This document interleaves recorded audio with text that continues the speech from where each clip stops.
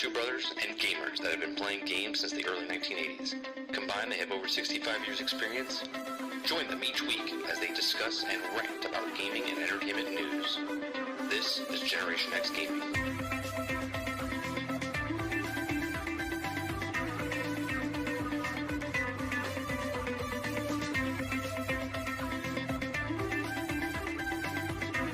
Hello, everybody, and welcome back to another week, another episode of Generation X Gaming, the weekly podcast that goes over a few of the top stories in the past week, and we rant along the way. I'm your host, 30 and Still Gaming, and joining me each and every single week is my brother, Sgt McClusky. What's going on, bro? I got so much to say. It's been 2 weeks. Fucking buckle up. Yeah. Buckle up. Yeah, it's been 2 weeks. You know, I just realized, Sarge, in the opening, I heard the two brothers have been playing games since the early 1980s. They have over 65 years experience. You gotta up it now. I have to change the 65 years. Yeah, you got to change it. It's not going to happen. It took so long. Yeah, you to have make, to. No, it'll be one of those things. It's just like 85. Like it'll just. You're like that's mine. 85. That's it. If you want to put just the little stamp, just a word stamp. You don't even got to put like the word. Just put a word stamp on it. They have over 85 years experience. Yeah, because I'm not doing that. I made it over. Why? Over 10 years ago. I made that opening. Update that shit. Just update it. So now it's twice. So now it went from 65 to 85 because we each added 10 years. So what's going on, chat? Oh, yeah, I forgot to do the crowd, the fake crowd clapping. That's a real crowd. Oh yeah, it's not AI. It's a live studio that was audience. That was a live studio audience recording before right. AI was invented. Yes, that's real studio. I'm pretty sure this crowd is by AI. I'm pretty sure. No, my favorite sound effect was for radio is the crinkling of cellophane to make it sound like a fire. Oh yeah, or when you snap celery, and that's for bone cracking. Yeah. All right. Generation X Gaming, the weekly podcast, goes over a few of the top stories in the past week, and we rant along the way. We're live most Thursdays, I should say. 42 Thursdays of the year. We go over a few of the top stories, and we give you our opinions and stuff. So you can watch us live here on YouTube on 30NSG, 8 p.m. Eastern, or you can listen to us after the fact here also on iTunes, Google Play, Spotify, Anchor.fm, and anywhere else a podcast is able to be heard from with your ear holes. And then you can also watch us over on Spotify as well. So those of you, I realized this, Sarge. The other day, I was introduced to a streamer that has 34 million subscribers. Okay. It's a female? Is it a female? It's a female, yeah. Okay. Okay, chat, if you know who I'm talking about. I never knew who she was until she did what she did, and then she doxed somebody, basically. I know which one you're talking about now. I never knew who she was. 34 million people watch her, and I just found out about her maybe 2 weeks ago, right? And I thought she's the one. She's the one who got started by watching her boyfriend play COD and pretend it was her. That's correct, right? And what I thought was really funny was that I didn't know who someone was, and they have 34 million subscribers. I have 1,500, meaning the people right now in chat, they're watching a unicorn. Okay, they're watching a unicorn because nobody knows who we are, right? We are so minute and tiny. Can you imagine not knowing someone that has 34 million subscribers? We have 15, almost 1,600. There's no way in hell anyone knows who we are. And YouTube Lurker, with the 20 gifted memberships. Thank you very much, sir. He did a 50 bomb the other day. So that's 70.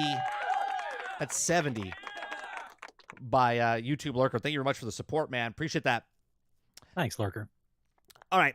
So on today's show, we're going to be talking about a lot. Sony. Sony has a lot of stuff going on right now. We're going to be talking about Bungie. We haven't talked about Destiny in like years on this podcast, and I mean, you have to. We dabble a little bit. Let me do the research real quick so I can know what I'm talking about, because I don't even remember the name of the expansion. Oh no, we're not actually talking about the game, Sarge. You're okay. Yeah, but I have to reference something. Oh, okay. So you look it up. The chat will help you out. It'll be play along.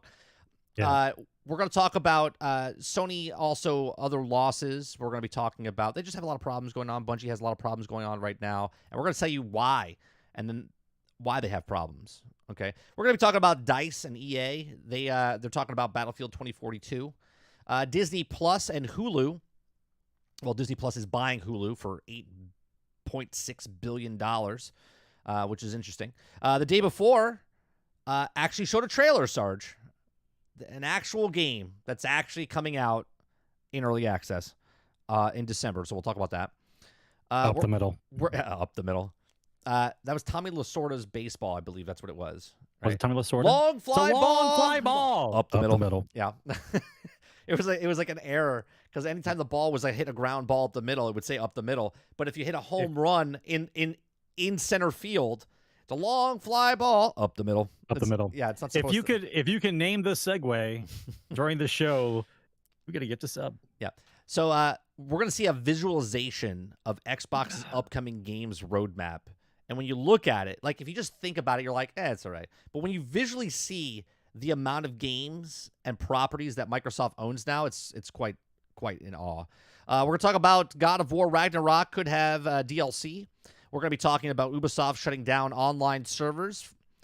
We're going to be talking about The Finals. It's a new game coming out by the people from old, developers from DICE. We talked about it a couple months ago. We're going to talk about Overwatch 2. Players are running into bot accounts. We're going to be talking about Grand Theft Auto. How they have a patent of something. We're going to talk about Starfield because Starfield is still relevant. I know it's hard to believe. Two months. Do you realize that later. I haven't had the mood to play it yet, to go back to it yet? Like I'm trying to. I don't know what it is. I did this one other time to a different game, and I made that mistake, and I didn't go back for almost a year. I'm hoping I don't do the same thing. Was with it Starfield? Was it Outer Worlds? I think it might have been Outer Worlds. Yeah, I did that with Outer Worlds. I played it, and then I stopped, and then I didn't go back. Yeah, but you haven't even for like a while. Did you complete the game though? Did you complete No. Starfield? You haven't completed No. it. Yeah, No. Microsoft. You're worried. We'll talk about that. Microsoft starts blocking unauthorized Xbox controller accessories, and then also Microsoft. They just submitted this. Krebsy submitted this. Microsoft employees aren't happy that they're losing free Xbox Game Pass Ultimate. So we'll talk about that.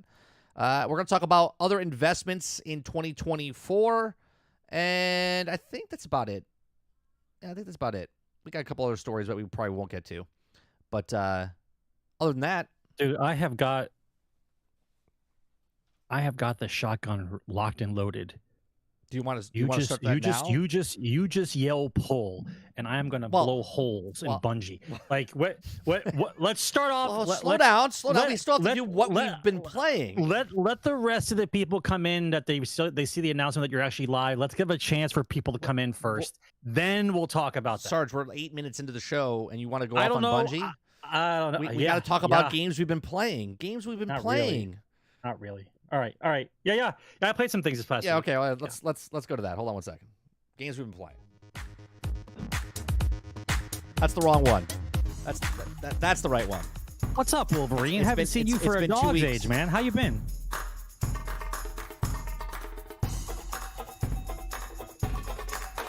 Does your girlfriend got you under lock and key, Wolverine? Is that why I haven't seen you in a while? What's going on? All right, Sarge. It's been 2 weeks. What have you been playing? Well, first I want to talk about the VR goggle set. Oh, the MetaQuest. The MetaQuest 2. I let Sarge. He came up last week, and I was like, "You got to try this out." And go ahead. What did you play? Well, you let me mess around with it. Yep. So the first thing you showed me was that miniature golf game, which I thought was pretty cool. Now, this is just me speaking, right? It looked like I'm inside Sea of Thieves because it was the pirate golf course. Let me see if I can get some footage of it real fast while you're talking about it. It was the pirate golf course. So to me, it looked like that I was actually inside Sea of Thieves, which is kind of cool, right? And you said no, it's not Sea of Thieves. This is just the map they use for this particular course. And I go, well, that engine looks pretty damn close to exactly what Sea of Thieves looks like. So I put the goggles on, and I realized that you have to look in a specific spot dead ahead for everything to look normal. Otherwise, it's blurry. Now, I need glasses to see distance, right? Not up close. So it's a little weird for me depending on what I'm looking at, right? My issue was that even at this level, and I know this isn't the best graphics. I understand there are better virtual games out there. Hold on. Right? Go ahead. Sorry. But this game made me want to walk inside the game. Like I know I'm in a house. But every time I hit the ball, I wanted to walk to where it was. Like I literally want to just walk there, right? I didn't want to just hit the button. You said just use your thumb, highlight the area, you'll jump there. And the more I highlighted and jumped there, it made me more nauseous. But me walking around was completely fine, right? So for me, I got to the point where I'm like, can I fly? He's like, yeah, click the button and do this, right? I made myself hover inside the game. I'm flying inside the game, and I had a panic attack. Now, for some of you that don't know me, right? I'm acrophobic. Yeah, he's afraid right? of heights. I'm acrophobic. So not on ladders or stuff. It's got to be decent height. And my brain thought that it was actually that high, right? Not high. Meant high as in altitude. Right, not right. Not high like and off so, your ass high. Yeah, not off my ass high, like right. Actual high. So that's how I know that we're on the right track, right? Wolverine, it wasn't vertigo. Like I had a panic attack. Like I thought that I was that high. Yeah, he thought he was. Right? I get the same feeling when I was on a roller coaster. It's the same feeling. Right? I force myself to go on roller coasters because I've been trying to get over it. I'm better now than I was. Like I don't punch my friends anymore. Like that used to be a thing. Like be on a roller coaster and I'd start punching my friend for making me come on the ride. Like I don't do that anymore. So there's progress. There's progress. Small baby steps. So yeah, it's baby steps. So I'm like 50, 60 feet in the air over like a volcano and some water. And like I'm having a full blown panic attack and I had to take the goggles off. Right. And then that's the other thing. Right. I was playing for a while. And when I took the goggles off, coming back to reality. When you're looking at the real world like again, I started to feel disconnected for a good 20 minutes. And I'm like, this is going to be the issue, right? Just like all those crazy sci-fi movies that we thought were all full of shit, if you spend too much time in the virtual world, you feel differently when you come back to reality. Johnny and Mnemonic. I can see this. Johnny Mnemonic is a great example. And I can see that being a problem. Now, this is the beginning, right? As I'm sure as time goes on, things will get better. How the perception of lighting and visual cues inside the game is going to change. Your peripherals are going to change. And it was interesting how like my nephew would come over and he'd like touch the helmet and then the whole thing would go black and white and I could see inside the room. If you tap the side, you can. Yeah. If you tap it's just like a safety feature. But like that made me freak out. I'm like, am I looking at the world like a dog does? Like I'm watching everything in this black and white type of visual, and it was madness. But between that game and the Star Wars game, running around and shooting people, right, we're on the right track. We're definitely on the right track. When you see VR, like I'm showing you a video right now, it does no justice for it whatsoever. It does nothing. You look at it and go, okay, it looks like a miniature golf game, whatever. But when you're in the world, it's literally amazing. I absolutely love it. No, I haven't played Borderlands VR yet. Right? It's crazy how it is. I played a game called Ultra Wings or something like that. Like you literally have to sit there. I played it when you were here, but you didn't want to play it because you thought you were getting nauseous, and you probably would have, right? So you go in this office and you pick up the helmet. Okay, let me see if I can bring up a footage of that. I don't have actual. Let's see, Ultra. What's it called? Dolphin. What is the game called? Is it called Ultra Wings? Ultra Flight? What the hell is it called? Ultra Wing. Ultra Wings 2, I think it's called. Yeah, that's it. Ultra Wings 2 VR. All right. The Star Wars game was really good. Okay. So this is okay.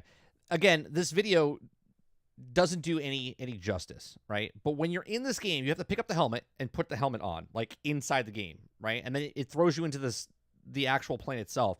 And when you're there, you got to turn the knobs and you got to turn the thing and you got to flick the switch up to make the thing propeller spin. And then you grab the virtual stick in your hand and then you start flying.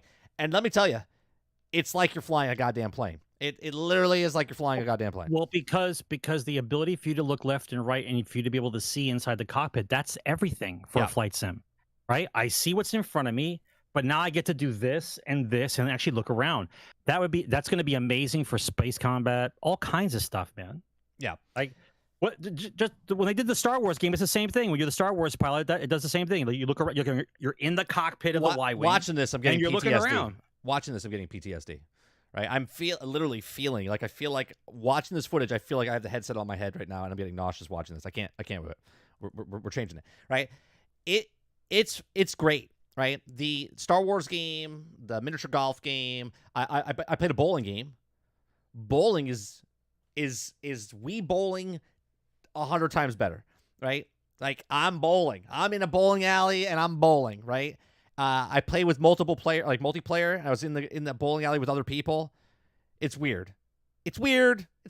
Right? Does a big fat guy try to pick you up? No, in not the yet. bowling Anyway, alley? I only did one game. No? Maybe if I stayed there for a couple times.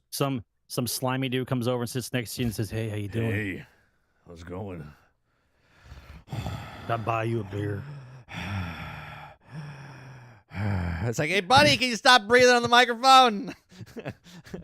Yeah. Gotta buy you a beer. I'm trying to bowl here. Yeah, it is weird. I went into a VR like room. Like I went into the metaverse. I actually went into the metaverse, Sarge. Zuckerberg's metaverse. And who do you think is the first person I came across in the metaverse?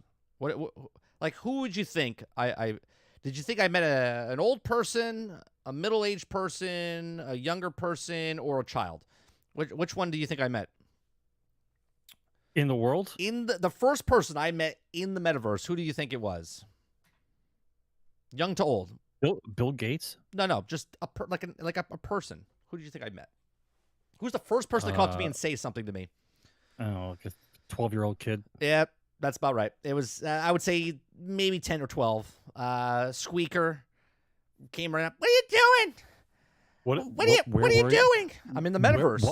I went into the metaverse, Sarge. Oh, Jesus Christ. Why? There was just kids running around in this metaverse, and I started thinking to myself, I was like, that's what they want. I can't do it. I was like, that's what they want. I backed out in about 45 seconds. I was like, I'm done.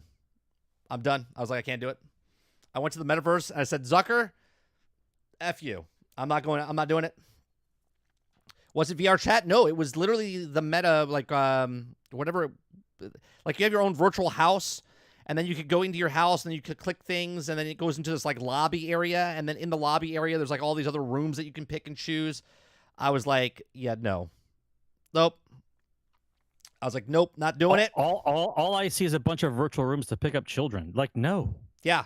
Well, just no. That's another thing. I stayed dead silent. I was like, I am not speaking to these kids. I'm not speaking to these kids. I was like, that's pedo 101 right there. It's like, nope, not even later.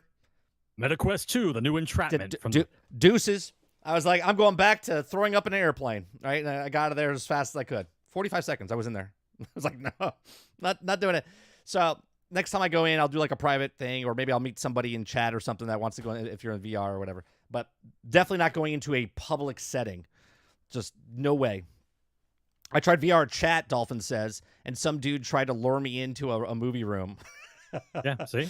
Oh, what was that? 10? What was it? 5 minutes, Magic? Yeah, like 10 seconds in there. And by the way, Magic, just so everyone knows, there's not any kind of problem with pedophilia.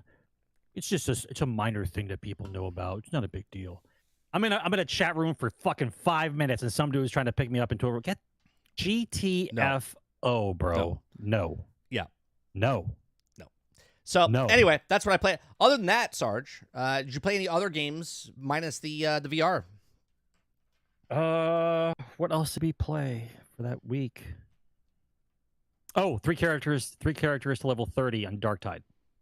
Oh, you're still playing Darktide? Well, it's starting to fall off because nobody's playing with me. I knew that was going to happen. Well, yeah, you get maxed out. Nobody can play. The problem with me is I don't stick with the game very long because I want to show chat more games, right? Matt knows what games that are on. Well, my whole point as a streamer is to show other people all their games. Play some fun games. Max level Darktide in hard areas is a fun game. I don't have time to max anything. Contact. I don't have time to max anything. We can casually play and we can speed through areas and we'll get you up in levels, bro. All right, I'll listen.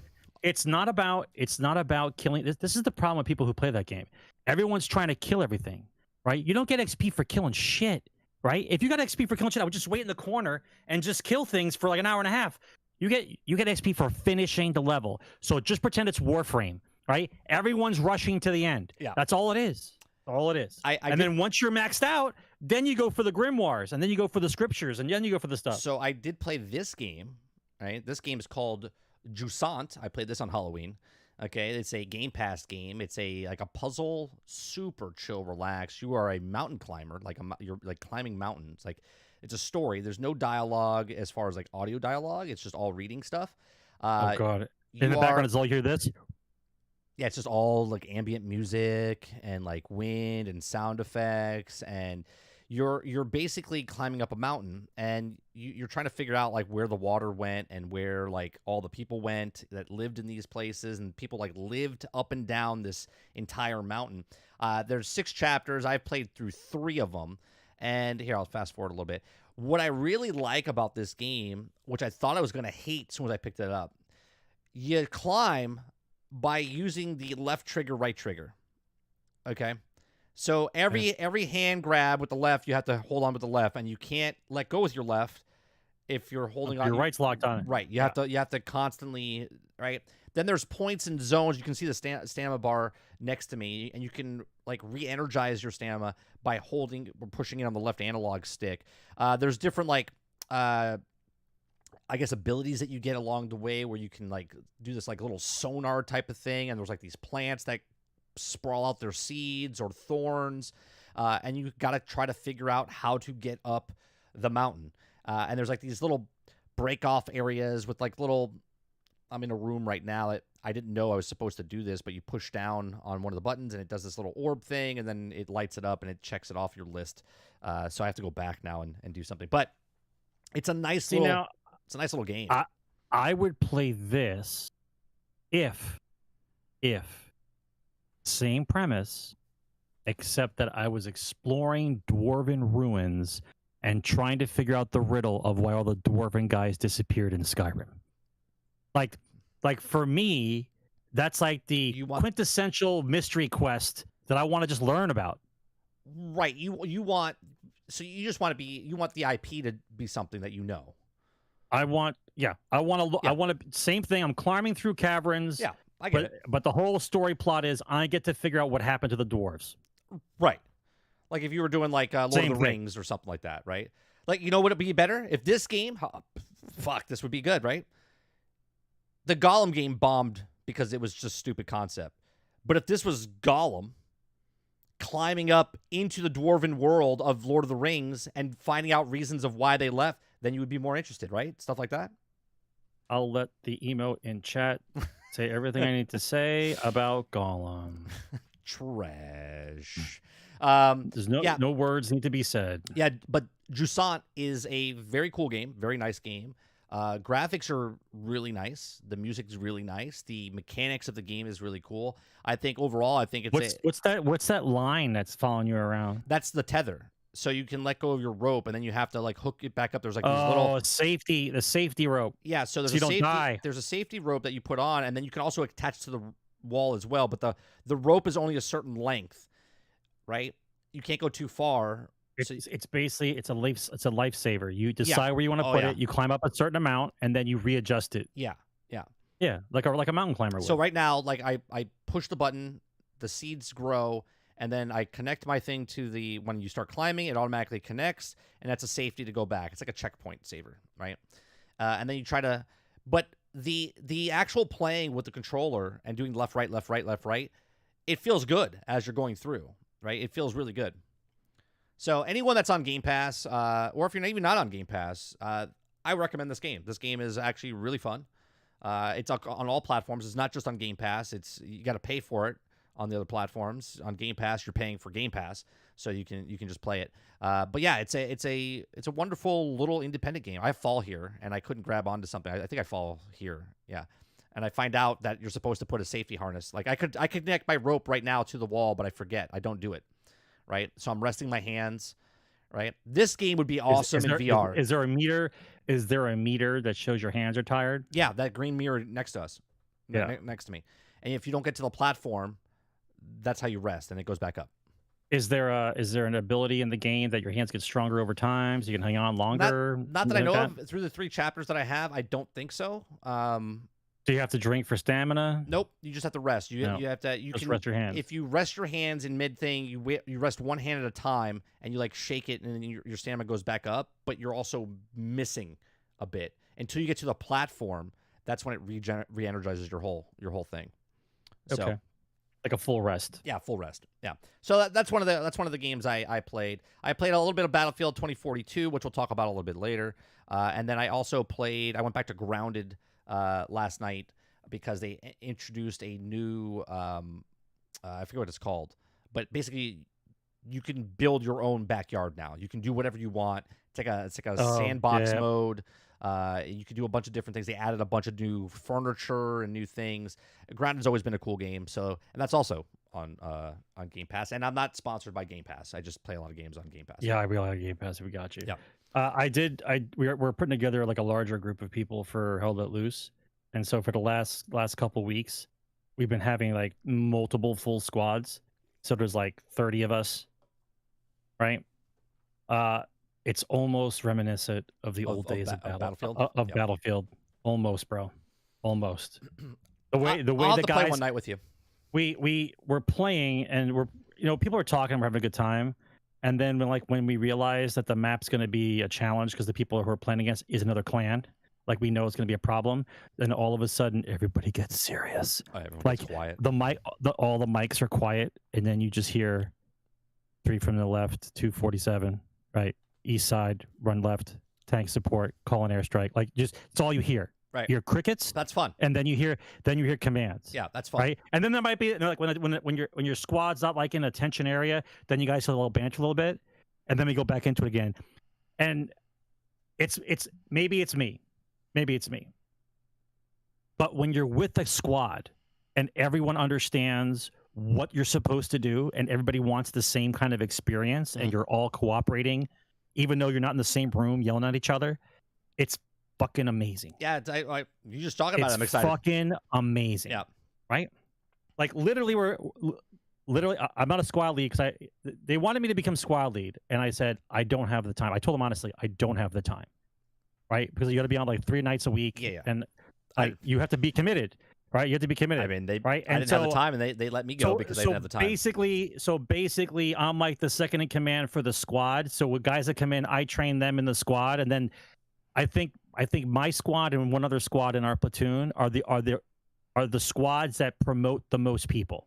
So like you come into my squad, we play for like 3 weeks, and then one of those guys gets promoted and he starts his own squad. So I have a question.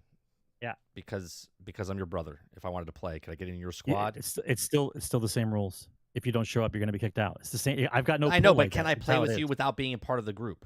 Yes. And can I join your squad? You could play in my squad. I can play in your tags squad. or nothing. Yeah, yes. You don't get the tag or nothing. Yeah, I understand. Okay. But yes. All right. Yeah. So you don't have to be like playing. This guy's good. He's my bro. Yeah, I don't. You don't get any favoritism. There's no favoritism. Right. No nepotism. There's no nepotism. I know a guy. Right. I know a guy. Right. Yeah. So like for instance, a couple nights back, we're playing against a really tough team, and we were going back and forth in the mid points, right? And like, we got to crack this. We can't crack it, right? And he's like, okay, so he spawns a couple jeeps. I'm not sure if anyone's old as I am, right? But there was an old show, like when I was a kid, called Rat Patrol, right? You can look it up, right? It's the stupidest fucking show ever because it was about 5 guys inside 2 jeeps fighting against the entire German army. It was a show that I saw late night when I was a kid. You can look it up. It's stupid as fuck, but it's hilarious. But that's just what I thought about when they spawned the jeeps, we're piled into the jeeps, and we're going off on a flank, right? And we're like, okay, we got to get to this town. We see the guys that are there, the defenses, and then, thanks, Reese. And then we call it in, we're like, already support grid G6, grid 4, full spread, right? And we wait. And then you hear the guy go, already clear, correct for angle, inbound, watch yourselves, right? And for 5 minutes, just shells are landing in the town because we called it, we're marking it. Yeah. Ba-boom, ba-boom, ba-boom, ba-boom, ba-boom, right? They fire like 10 shots, 12 shots, whatever it is. And they go, already clear, go. drove in, took over the town, broke the flank. Other guys could come. Like, dude, that's what a tactical game is supposed to be. Yeah. That's what it's supposed to be. Do you remember when we played Battlefield 5, right? After like 8 months, 9 months, and me and you were in the tank, and we had 2 guys on the outside in our squad that were walking next to the tank, and we literally never died. They protect our flank. We were the tank, and we just mowed everybody down. Right? I love moments like that in Battlefield. Yes. I love moments like that in Hell. Oh, yes. I remember when we played Hell Let Loose. Even Hell Let Loose, me and you were in the tank, and we had a third random with us, and the guy's like, "This is the best experience I've ever had in my life." Right? Like in a game, because we communicate. We're like, "All right, to the left." We're like, "Boom, boom, boom, boom, boom." Right? And we're just constantly mowing down people. Back up, because we don't get too cocky. Right? We're like, "All right, stay back. Wait for the troops to go in. Clear out the guys from the trees, then move the tanks up," right? I love all that stuff. I want to go play Hell Let Loose. Sorry, guys. We're done for the night. Thank you very much. We're going to go play Hell Let Loose. All right, see you guys later. Yeah, I love Hell Let Loose. I got to play it more. But the problem is, every time I get on, I'm in with some randos, and the randos all start screaming, "What jackass is this?" But see, that's once again, a game like that, there are different levels of the game. There's just different levels. There's a game where it's Call of Duty. Everyone just running around shooting people. No one gives a shit, right? Then there's other times where it's a very haphazard game where guys are just driving tanks and exploding in 2 seconds. Nobody has any income because everyone's just blowing up everything. And then then it becomes World War I. Everybody's a rifleman just shooting each other because no one can get anything. Nobody can move, right? We can't take over a point because nobody has any support. Right. Nobody has any support. No tanks, no nothing, because everyone's broke. The whole team is broke, right? Good times. All right. Played a bunch of one more time, and I played Battlefront 2. I started leveling up the Jedi because just for shits and giggles. Oh, we got to go back. Chat next week. Me and Sarge are going to play more of Halo, right? Halo Infinite. We're gonna try to go through the story, but we're only going to play me and him because we were talking about it, and we figured out it's way too freaking easy, and it just feels off with 4 people. So me and Sarge are going to play just 2 of us. We're going to go through Halo Infinite next week sometime. We got to put time into Division 2. I think we're going to wait a couple of weeks though. Let it all get to near the end, and then go through that. And then we should jump into Hell Let Loose. We should jump into Hell Let Loose one week. All right. Okay, so there's the proof right there. I forgot, and this is how much time has passed. I forgot that Slow Scope was actually one of the guys who we played Battlefield with from back in the day. He's one of the old crew guys. Yeah. I totally forgot that he was there. It's okay. I totally forgot Slow. Dude, that was like 2012. I brought up a story the other day, today, and I said, "Oh, the cartridges that patented." I was like, that was like 2 years ago. It was 4 years ago. It was 4 years ago. Not 2 years ago. It was 4 years ago. Just like we played Battlefield like in 2012, 2014, right before Destiny came out. Before Destiny came out, yeah. Bro. Yeah. That's crazy, Slow. I'm sorry, bro. I forgot. Yeah. I apologize. All right. Let's go to top stories.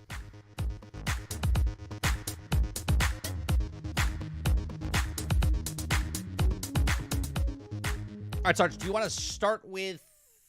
No. You don't want to start with Bungie? No. You'll have the most time to talk about it now. Well, I'll need an end game. All right. Well, no pun intended. We'll talk about EA. Everything else. Yeah, we'll start with EA doubles down on supporting Battlefield 2042 following record engagement, right? So EA doubled down on supporting Battlefield 2042, Battlefield franchise, following the series' recent success. When Battlefield 2042 first launched in 2021, it received widespread criticism for both the community and critics alike. The lack of content, mass amount of bugs, the lack of Battlefield formula created with huge challenges of the series, and Battlefield 2042 launched results of the huge changes, including bringing Respawn Entertainment Vince Zampella to pave the way for the new series future. Now, despite the very rocky launch that looked like Battlefield franchise may have been damaged beyond repair, EA has worked tirelessly to turn things around for Battlefield 2042, and the release of Season 6 on October 10th result in a huge turnaround for the series. Right now, I think it's like number 1 or 2 on PlayStation Plus, and it's high up there on on Xbox as well, right? I've been playing it, And I have to say, now it is in a good state, right? It's in a good form, but it's 24 months later. What state is it in? Is it Kansas, It's, Iowa? What state is the game good it's in? probably like state in like South Dakota right now. Yeah, right. That's where the good state. Does the state of the game work there? South Dakota. Yeah, nothing against South Dakota. I'm just where the game would be, right? I enjoy it. I play with Akuta Papa. I enjoy playing. We're just us two playing, and we communicate pretty well. We stick with each other pretty well. I wish it started like this. I wish it started like this because the group that's there, like the people that are playing now, it's got its moments where it feels good, but it still feels a little chaotic at times, right? And I know it's more chaotic because of different. You're talking about a different chaotic though. You're not the chaos of battle is different than chaotic. No. What I'm saying is it's chaotic, meaning like it's not because I'm not in a group, not talking to people. It's just the way the game is because it wasn't built like the other Battlefields. You know what I mean? It was built like a hero system. So because there's still heroes in there, right? There's still people that can grapple hook and sling up to the ceiling and vehicles that pop down on you could call in tanks and they land on roofs and stuff, right? There's still that chaoticness of Battlefield. I still think that's hilarious. Right. Where they call the vehicles next to the elevator and everyone tries to come up with the elevator and they just blow them up. Right. Okay. You can't take over the flag because everybody's at the top of the damn and building. then you just take the tank and shoot down upon everybody down below, right? Yeah. So it's got its moments like that because that's how it was made. The base of it is like that. So it's never going to change from that. But they've done a good job of changing the classes and putting the classes together, but there still has that recipe of the hero shooter that's in there. So going forward, I hope that in the next Battlefield, if it comes out in 2025 or 2026, I hope the next thing that comes out is either Bad Company 3 or Battlefront 3. I want a 3 after it. Okay. We don't need a 3. We need Battlefield GI. Well, I cannot stress this enough. That's not going to happen. Yes, it will happen. Unless we make it ourselves. I can guarantee you that they're going to figure it out. They're going to do the math and they're going to say, listen, we can't get anyone to play this game anymore. How do we get people to come back and play Battlefield again while we think about how to redo Battlefield? So they have to make a Battlefield to stall us in order to make a Battlefield. Do you understand what I'm saying? Like, sure. They need a game where we're going to stay busy and fun while they make up a new Battlefield game. Yeah, but think about this. And I'm telling you, Battlefield G.I. Joe would be the only game where you would purchase every expansion pack they ever released on purpose. You know how before when they used to make a map pack and like people were like, I don't like the maps, they suck. Yeah. And then you'd lose half the population because no one has the map. Yeah. Right? Well, this game would have map packs and vehicles along with those map packs that people like, well, I got to have it. I got to have it. Every map pack that came out with the vehicle would be like, I got to have everyone would say it. I got to have it. The Rattler, got to have it. The Skyscraper, got to have it. The new Hiss Tank, got to have it. Like everything that comes out, whatever line of characters come out, you got to have it. Right? And I'm telling you, it'll be just like Battlefront, bro. Like Battlefront in the sense of that you'd have to divide it into categories. So not everybody's all mixed together. Right? You'd have like the original G.I. Joe series. Then you have Serpentor series. And then you have the future G.I. Joe series. Like you divide it into categories. Right. This way all the vehicles and stuff match that group of people. Otherwise, everything would be everywhere. Right? Imagine the attack on the... Imagine, right? I have this gift. I'm imagining. Okay. Right? And most of my ex-girlfriends always kind of said they never understood how my thought process like this. But my inner child never died, right? I see things the way that a little kid should see it. Yeah. Right. Disney's killed mine a little bit. I don't see it as like a cut and dry. It's just a game. It's a product. Like I see the fun factor inside the game. And if you tell me that I'm fucking Duke and I get to assault the Cobra Terradrome as a boss battle map, like, are you out of your fucking mind? Right? Do you understand what we're talking about? Think of the games that you've played. PlanetSide, yep. Battlefield, COD, Titanfall, like all these games with these huge maps and hundreds of players playing. Imagine you're assaulting the Cobra Terradrome, right? And it could be just like Battlefront, bro. Normal people are playing, and you also have AI. Yeah, right? Of course. AI guys running around. So there's guys just running around everywhere, right? Yeah. You could play that game for 2 years and not ask EA a single fucking question about when the next Battlefield game's coming out. They wouldn't care.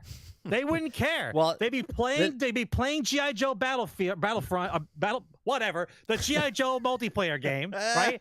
And then EA could go off in the corner and someone like, well, now we have 3 years extra to decide what kind of game we're gonna make. But that's because we don't know. But that's the problem. Right now, this has been out for 2 years, and by next year, this time, it's going to be out for 3 years. So they got to come out with another Battlefield, Battlefront. Something's got to come out. What are they doing, right? So this is it. They've got it back to the point where it should have been on day one, and now it's ready to go bye-bye because they got to start.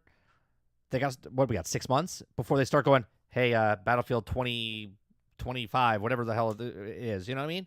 So I'm glad that they actually finally fixed it, but come on, bro. Like it should have been like this. We should have been enjoying it for 2 years, not waiting 2 years. The ship has sailed. I didn't give it my time. I didn't give it my attention. And more importantly, I didn't give it a fucking dime. Right? That game was dead on arrival. That game was dead on arrival to me. It was rushed out. And all they wanted to do is everyone to run screaming with their hands in the air. Oh my God, it's another Battlefield. Like, it's bullshit. Right? The game is bullshit. It came out broke. And 2 years later, you want once again, a company wants credit for fixing something that should have been done when it was fucking released. Right? You don't get. I got to use the Chris Rock analogy here when he says nobody should be thanked for doing shit you're supposed to do. Right. If you're a doctor and you're saving lives, you get the thumbs up. You're doing all right. But that's your job. Yeah. Right. You're a cop. You stop crimes. Every time he stops a crime, you're like, hey, thanks a lot. Like, no, that's your fucking job. You don't need to be thanked every 2 seconds for your fucking job. That's your job. You're a game developer. Finish your fucking game. Right? You want $70 from me? Finish your fucking game. Right? You want me to stay around for a year? Finish your fucking game. Right? I'm done. Man, we're not even talking about Bungie yet. This is just talking about. So speaking of speaking of finishing your game, so we got a trailer for the day before. Okay, the day before the one that wasn't real or is real. It's been delayed twice, now technically 3 times, because it was supposed to come out November 10th. We're November 2nd now, or November 3rd, November 2nd. And this game was supposed to come out on November 10th. But then they showed a trailer yesterday, and at the end of the trailer, it said December 7th. And if you go to Steam page, it says December 8th. So technically it's been delayed to yet another day. But so they show it. It looks good. It does. It looks visually good. Okay, but it looked visually good. It does look visually downscaled from what they originally showed it. This is on Unreal Engine 5. The voice, I'm not going to do the audio, but the voice is definitely AI voice that they put on the thing. And this game, when they first announced it, they said it was supposed to be like a free-to-play game. And now it's still a free-to-play game, but it's in early access. Now, early access, when it comes out on December 7th / December 8th, it's going to be $39.99. And then when it comes out on full launch, what they said anywhere between 6 and 8 months, supposedly, if nothing goes wrong, they said it'll be $49.99 when it comes out. Just I want to send out these vibes to them. Somebody please send them an email. Everybody needs to go to their email account. Just send them this letter. If you're going to release a tragedy, don't do it on December 7th. Like, there's no reason why you need to piggyback on one of America's greatest tragedies ever with your stupid game. If you're going to do a tragedy game, then just push it down, delay it a week, 2 weeks. It doesn't matter anymore because you're just making up a number anyway. You're making up days, right? If the game was done, you would say it was done. Well, I don't know why we still go through this. I want to know why they're using other people's footage. That's what I want. Well, they're using assets and footage and stuff. We won't really know until people get their hands on it in December 7th. 8th. This is what you're doing, right? So they're showing like food and stuff in the game, and they're showing that like you can go into there's a workout room and a jacuzzi and a bunch of stuff. And I'm like, what's the point of these things? Am I getting my stamina up? So basically, what you're gonna do is you're gonna go out in the world. You're playing Division, basically, okay? Right. And you're gonna collect a bunch with homework. Right? With You're homework. gonna collect a bunch of shit, so you can take that shit and bring it back to your base, so you can turn it in for Woodberry coins, which they give you as a currency inside the game. Now, I don't know. I'm working out in the game. Thank God. Right. So I don't know if you need to convert. Like, I don't know if Woodberry coins is going to be a premium currency. If there's going to be a premium currency, maybe when the game finally comes out. Like, I don't know how they're doing this. What about the super ultra premium currency? Well, we don't know if they're doing any kind of stuff like that, right? So right now they just have the Woodberry currency, okay? But I find it a little weird, right? Because they have your let's say you go out and grab a lamp, and you take that lamp and you bring it back to base and you go, here, I found a lamp. And you hand it in and they go, I'll give you 3 shekels, right? Woodberry coins. And they give you 3 shekels of Woodberry coins, okay? And now you want to go spend that money that you have. Now you have Woodberry coins, and you're going to buy a car with Woodberry coins, right? Which I don't understand, because if it's a post-apocalyptic world, nobody really gives a shit. So why can't you just walk up to a car and then grab the car and say, it's my car now? Or why can't you grab the lamp that you have? Because there's house building in this. Like, you have a cabin, right? And it shows the menu system of you purchasing a lamp to put inside your house. But why can't I just go out and grab the lamp and then bring the lamp back to my house and go, lamp on my table? Why do I have to turn it in to make the money to then take that money to buy a lamp? You see what I'm saying? Seems a little weird. I think 30's lost his mind. Chat, will you please tell 30 why they do that? Right? Everyone here knows why they do that. Please, chat, let 30 know why they do that. So my question is, as I'm playing this, solo, duos, trios, all right, or 4-player, we're out in the world, Sarge. Me and you are traveling the world, right? I play for 2 hours by myself. I'm like, man, this is really fun. I'm going around picking up shit that I can't put in my house. I have to turn it in and then buy back so I can put it in my house, okay? But all of a sudden, a group of 4 people come running up on us and murder us and take all our stuff day one, right? I'm 3 hours in. I'm loving it, okay? But now they take the stuff away from me, and now I'm like, why did I just spend an hour and a half playing this game to collect the stuff so I could just do it again where someone else is going to gank me, right? This game, I see a lot of problems. This is what was happening in, any other kind of, like, it's different than Tarkov, right? This feels like Sea of Thieves, but on land now, right? Where they constantly push you to be a multiplayer like the DZ, okay? And you have to extract. And I understand the power of that, of like the pressure of, oh man, I gotta get this stuff out. But if it's constantly always there, and the goal is to grab shit to turn in so I can get the money so I can buy stuff for my house. That scene right there, hold your thought. That scene right there, a Which guy's one? wearing modern day military armor, and he's firing an M1 Garand. Why? Because Why? That's what it is, Sarge. There are not M1 Garands just lying around the city for you to find in the past or present day mounted military for you to be running around with an M1 Garand. You don't know the lore of this game. Maybe M1 Grands are like, like everyday pistols. Bro, I want to play a game and enjoy myself. If I have to spend more than 3 hours gathering equipment in order for me to find a fun thing to do with that equipment, I'm out on your homework assignment. You could work I'm out. You could work out. Right? You can work out. Thank God. Well, if I work out, does it make me carry more shit? Maybe. Right? Maybe. Right? Why else am I working out? But if maybe you have to find. Maybe you have to find the workout gear in the world first before you can do it. These games are starting to be like the more adult version for guys, like The Sims. Do you remember The Sims? Right? Where you'd have to study, go to sleep properly, teach him how to piss. Then he had a better job, get more money, and then you have to get him some friends. Otherwise, he'd cry and be depressed and like try to drown himself or burn the house down. Like all these homework assignments you had to do for The Sims in order for your life to be better. Meanwhile, you realize I spent 30 hours this week making my sim a better life, and my own life is in fucking shambles. I'm not playing a game like that, bro. Fuck you. All right? I want to go around, shoot a bunch of shit, find some mods, put them on my guns, and shoot more shit. I don't want to fucking live in the game and try to explore. The only way I would play a game like that, for the way that they want to play it, the only way I would play it is if you and your friends get together, become crazy people, you start to build off an area of the town and it becomes yours, and then you start growing the town bigger with more people and fencing it off, and you control a section of town, right? Until you control the whole fucking town, and then there's no more zombies and the game ends. Like, that's how I would play that game. Otherwise, no. I'm not doing any more homework. All right, well let's continue on. Magic Dolphin, if you've ever played Sims before, talk to the chat because that's exactly what you have to do. You have to teach your guy how to piss. Otherwise, he wets his pants and then he becomes depressed for a fucking week, loses his job, and then tries to drown himself or burn the house down. It happened every time I played fucking Sims. Every time. It's true. Right? It's true. Every time. Yeah, it's true.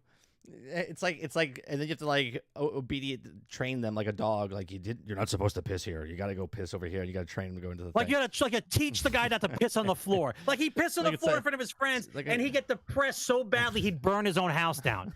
Like that's the way. Like I you just couldn't pissed myself. you can't- I'm not excited anymore. You can't delete yourself inside the Sims game. That's not an option. So the way that they figure out is when you have a psychotic break. 'Cause that's what it's called. When you have a psychotic break in the Sims, your guy goes crazy and burns his house down. Like that's what happens.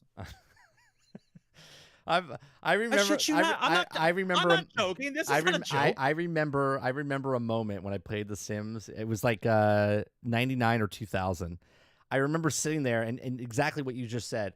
I was like, I built the house, I did all the thing. I had like 4 people, roommates in the thing. And I had to train them. And then one got married, and then they had a kid, and then I had a kid running around. And I was like, and just in a mid thing, right? My cat jumped on my lap because he wanted food, and I looked at him and I went, wait a minute, what am I doing? I was like, let me go feed the cat, right?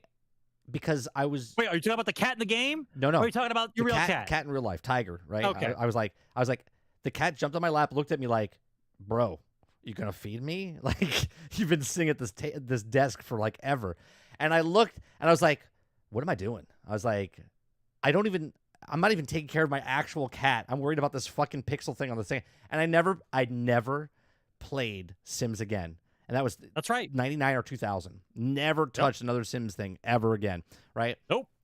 And I was just like, this is, what am I doing? I was like, this is like a Tamagotchi, you know, the Tomogotchi. Tamagotchi. Yeah, right? It was like those little fucking things that I was like, no. And then my cat died. No, I'm kidding.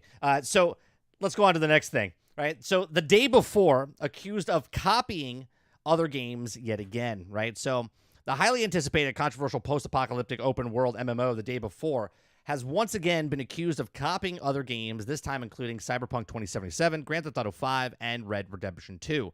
So while the visuals of the trailer aren't subjected to the comparison like they did the last time with Call of Duty, Last of Us, and The Division, the voiceovers bear resemblance to the other trailers, sometimes featuring the same phrases or words. Okay, so for example, The Day Before trailer above uses the phrases, welcome to the next generation of the post-apocalyptic MMO, open-world survival games like never before.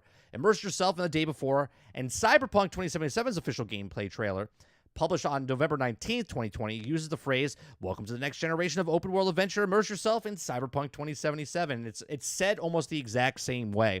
Okay, Red Dead Redemption 2 official gameplay trailer, published August of 9th of 2018, uses the phrases, to make combat deep and engaging all times, each weapon's unique characteristics with realistic reload and recoil.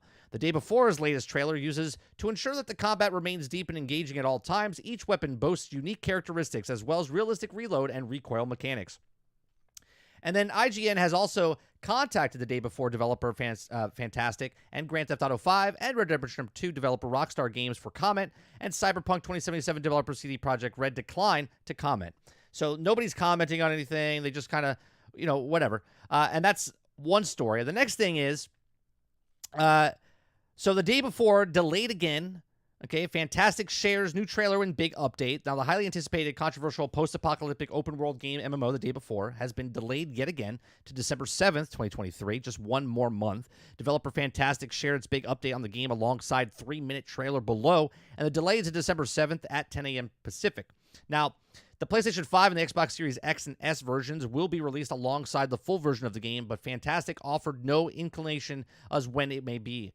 Okay, so it will be in early access on Steam. Since it's our first huge game, they said, there might be unforeseen circumstances. So they're already prepping, right?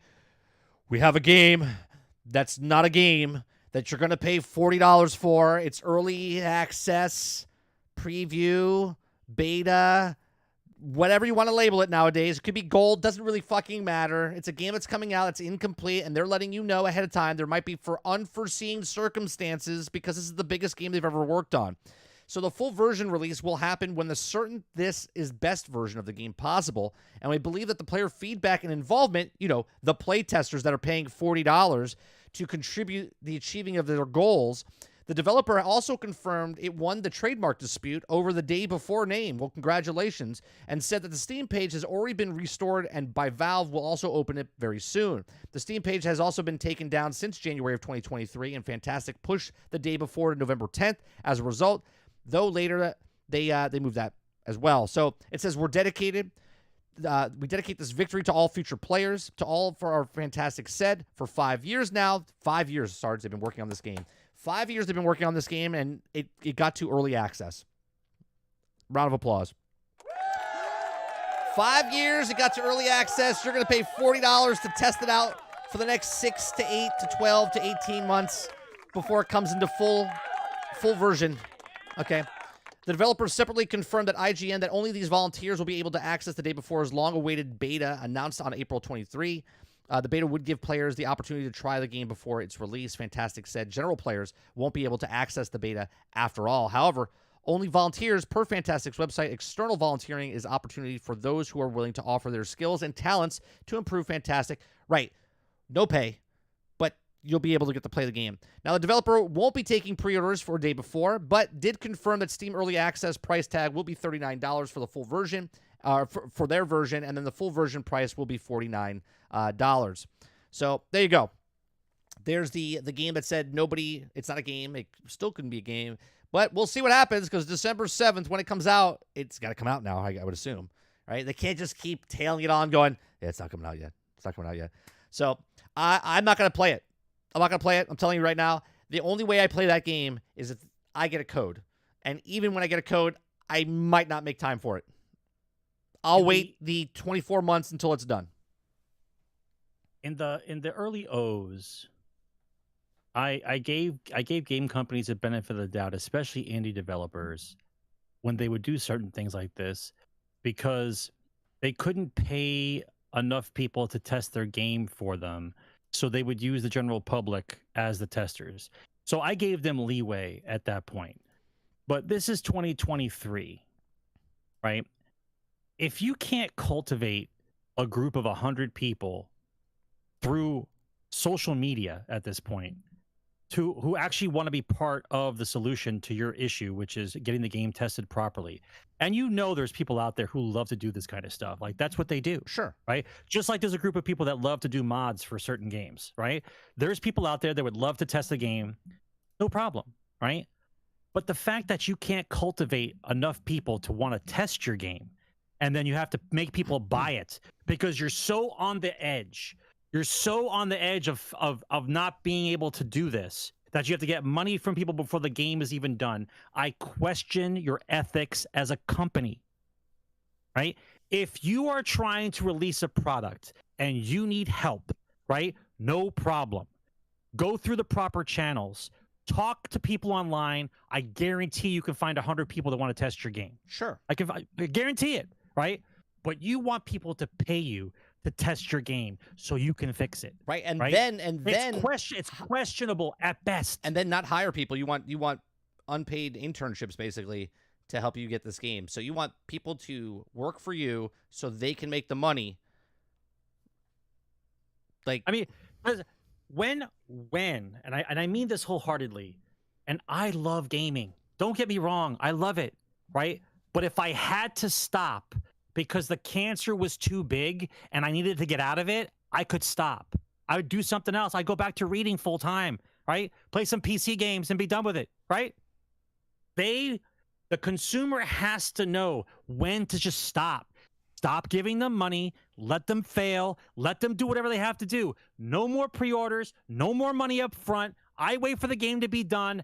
I get a 10-day policy. I want a refund policy. We need to go back to just the basics, man. Just the basics, right? The last development team that I give kudos to, who I said balls to the wall, they were 100% behind their idea, and we're gonna fucking do it, was those guys who made Cuphead. Okay, right? Those crazy bastards, and I'll say it every time, right? Those crazy bastards double mortgage their houses. right. double mortgage, not single mortgage, double mortgage their houses in order to get enough money to finish that game. Their wives hated them. But when the payoff happened and they moved into a mansion, okay, the wives left them alone. But they had to go through the gauntlet in order to win. Could they have lost? Yes, right? That's the whole point. It's not a given. It's not a gimme, right? If you can't get a loan from the bank because your idea is not good enough, or you can't convince the bank to give you money, guess what? You don't get the fucking money. You don't get it. Right. Right? You don't get to then go out and ask strangers for money, lying to them, get the money, right? Then have your brother take $6 million and walk away while you go ahead and finish a game. Who did that? Who did that? Is it It's Star the Citizen? same premise, bro. I know. It's the same premise. I know. Wake up. Let the cream rise. Let the shit fall. Stop floating these madmen, right? There is so much money to be made in gaming. These guys exist. Right? Think about it. Right. These guys exist because everybody's just, let me reach into my 14th pocket and give him some money I was going to use to buy my cancer medicine, but this game looks amazing, and I'm going to give my cancer money because the game looks that good. No, man. Let it go. Let them figure it out.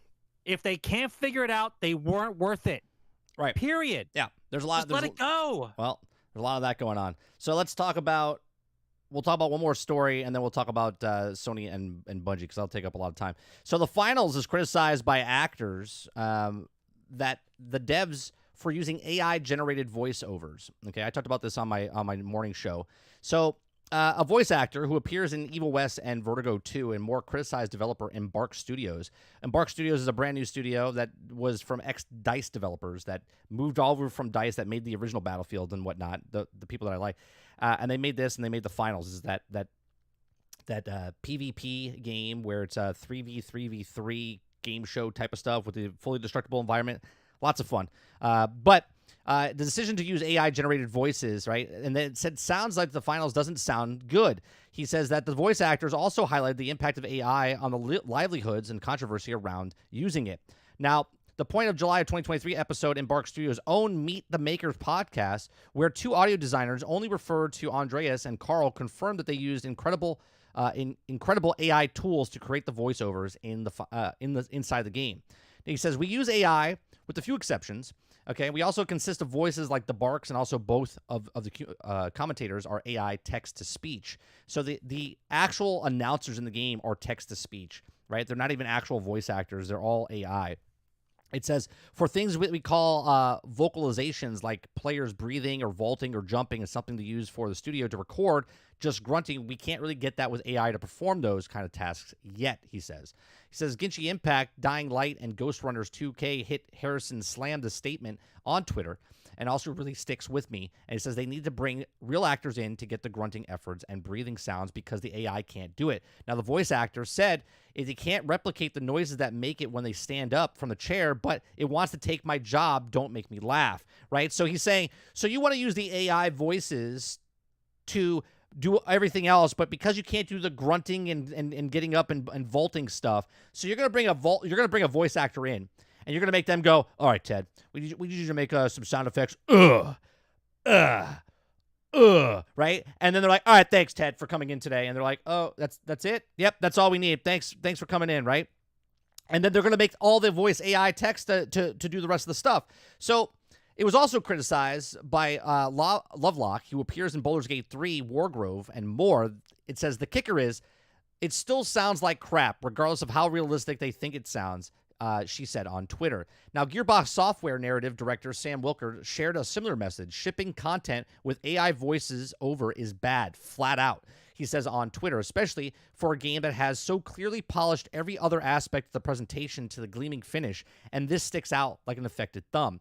He says, Embark Studios' Andres defends the finals use of AI voice over the podcast episode, However, the reason that he would go on to route the AI text-to-speech is finally extremely powerful, he says. It gets us far enough in terms of quality and allows us to extremely reactivate to new ideas and keep things really, really fresh. He says, for instance, if the game designer comes up with a new idea for the game mode, and we can just have the voiceover representing that it's just a matter of hours instead of months. Now, we don't have to do temporary recordings that we need to replacing. We think we can actually come up with a new dawn when it comes to video game voices.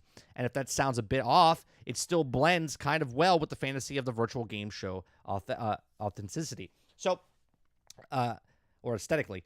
So, look, this is a slippery slope, right? And I personally talked about this, and I said that there has to be something where if you're making a video game and you have voiceovers, like we talked about this a couple months ago, maybe over a year ago, like the original Mario voice, okay, and the original Princess Peach voice was basically just people that worked at the company, because at the time when that was happening, they didn't have voice actors doing voiceovers and stuff like that, right? So they're like, "Hey, Jim, you want to do a voice? It's gonna be from we know you make funny voices at lunch. Right? Can you help us out?" Right. And they made the voice of Mario, and it's stuck. And then they, and Princess Peach, and that's it. Now they're literally going out of their way, going, we don't need to hire anybody for these voices, even though it's a huge part of the game. We're going to use AI voices, and not as a temporary thing and like fill it in later once it goes published. They want to use these voices in the future, because obviously right now you can still tell it's a voiceover from a robot. Okay. But man, is it getting close. I did an example the other day. We had, right, people weren't impressed, but I basically wrote a script, a song, threw it into a AI generated voice, and then put it to AI generated music.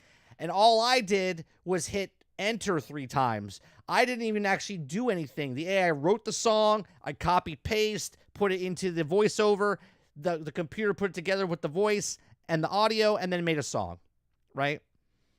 Why do I need to hire anybody? It just gets better and better as it goes, right? So it's a slippery slope here. No, it's not. It's not a slippery slope. It's a fucking slope. ice. It's just ice. It's just ice. Look, I don't know how many times we can discuss the same topic, especially inside gaming. But a game company, if a game company doesn't have to hire an actor, it won't. Right?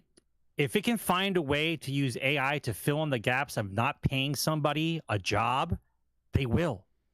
Right? This is not about the fact that I have an idea. Let's see if we can get people involved, and let's get everyone some salaries. Let's pay some people to do some stuff, right? We're all in this together. Let's give it. No, it's about bottom line, right? Profit margins. Got to put more money in my pocket. Yeah, and growth. That's all it's about. So if I can do the voiceovers for 47 people and not hire a soul, right, and then have 10 people come in to make grunting noises, right?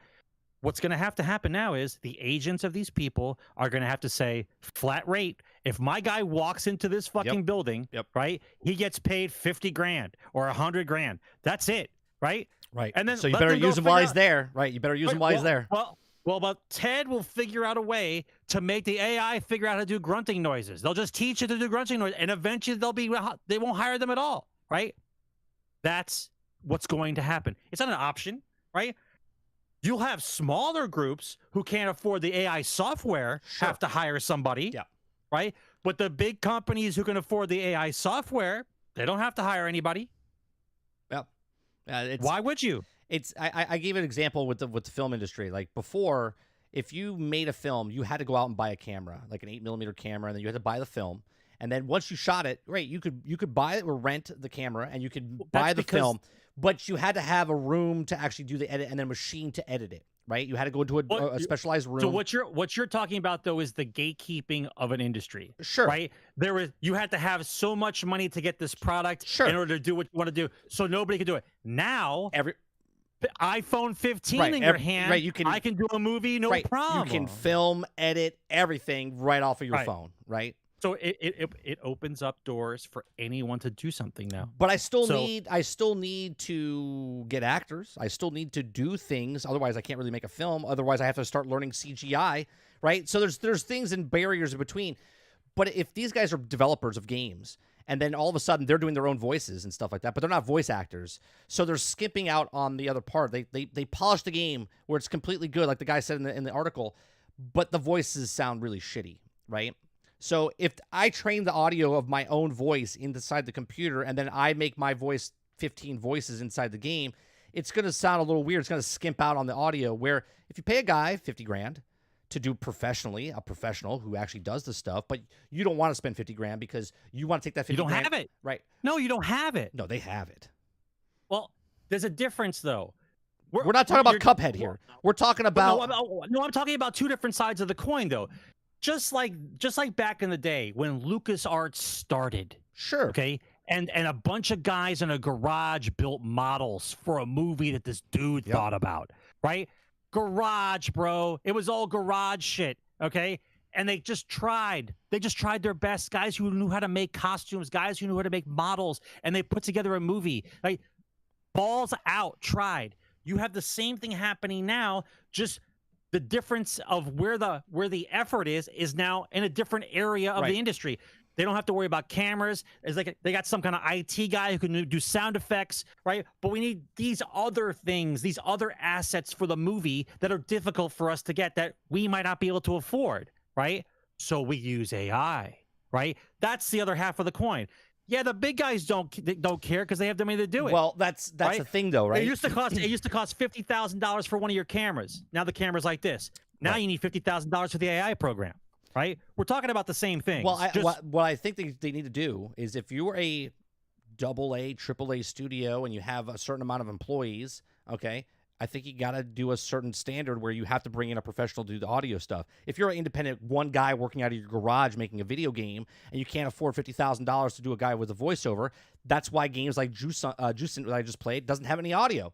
They just have text and you read the text, right? Because they didn't have the money to get a person to do the audio. Okay, they could have put an AI in there, sure, but they probably didn't want to because it didn't sound good. Okay, but when it starts to get blurs the line of AI and it sounds perfect like a person, it just seems a little weird that you're cutting out all of this stuff where someone can make you need me to do the grunting sound, but I can't do the dialogue.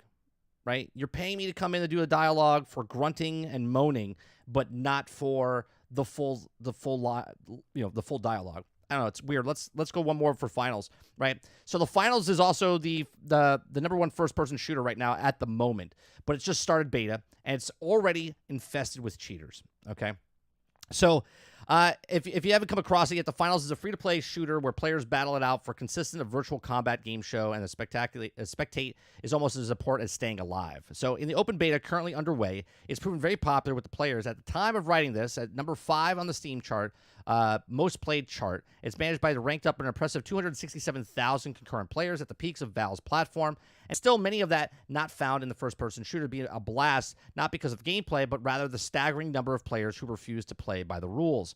Okay, it says the Anti-Cheat Police Department, a community group that specializes in gathering intelligence on cheats to detect and disrupt cheating vendors, posted a tweet earlier this week claiming that the finals has already been targeted by a huge pay-to-see vendor. Okay.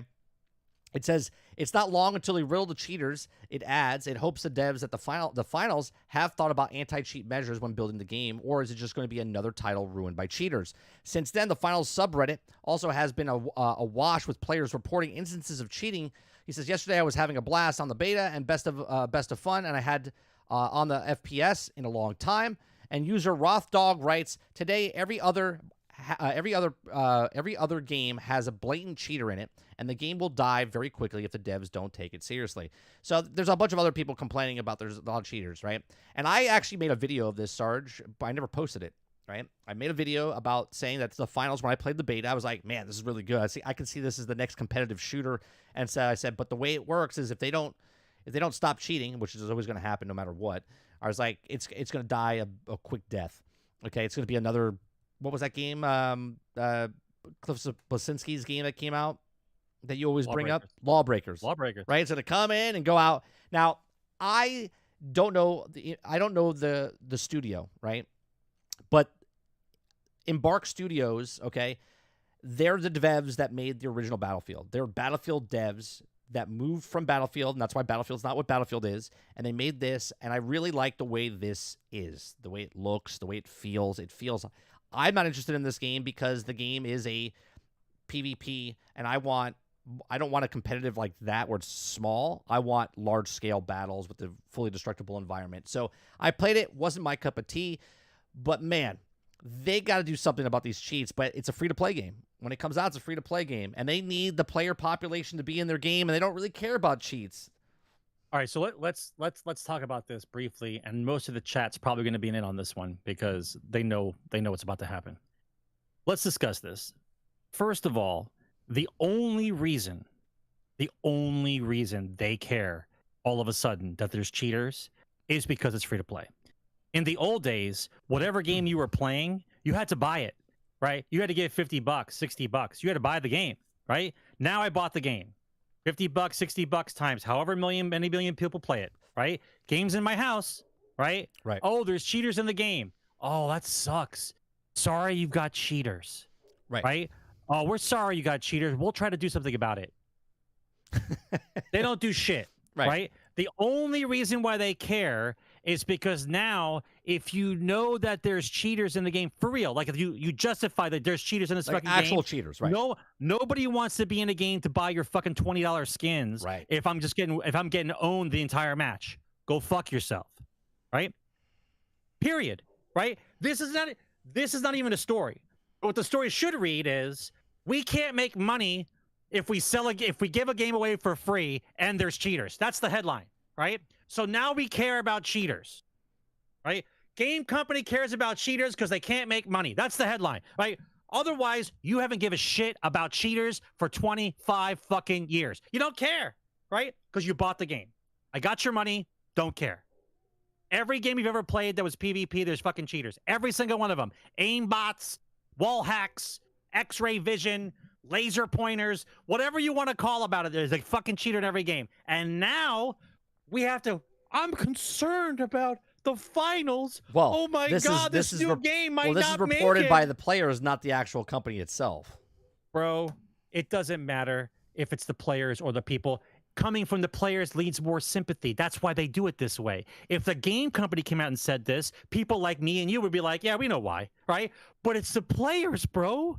Oh my God, the players are getting cheated on. We've got to help them, right? Right. Make the problem, sell the solution. That's correct. Yeah. That's correct. Right? If you could, yeah, lasers, man, lasers. Like wherever the aimbots and aimbot, like the ridicule a move, but lasers, like wherever it is, it's dead. Like wherever the laser pointer is, that you're dead. Well, as long as I put it on the head, you're dead. I think it's funny. The guy who did the video on Tarkov where he did the wiggle, if he did the wiggle, right, and then he saw the other people wiggling, and I was like, to initiate the wiggle, and then someone to respond to the wiggle, they now know that you're cheating and they're also cheating, right? So I would never wiggle. If I saw a guy wiggling, I wouldn't call myself out, right? I would be a smart cheater if I did it.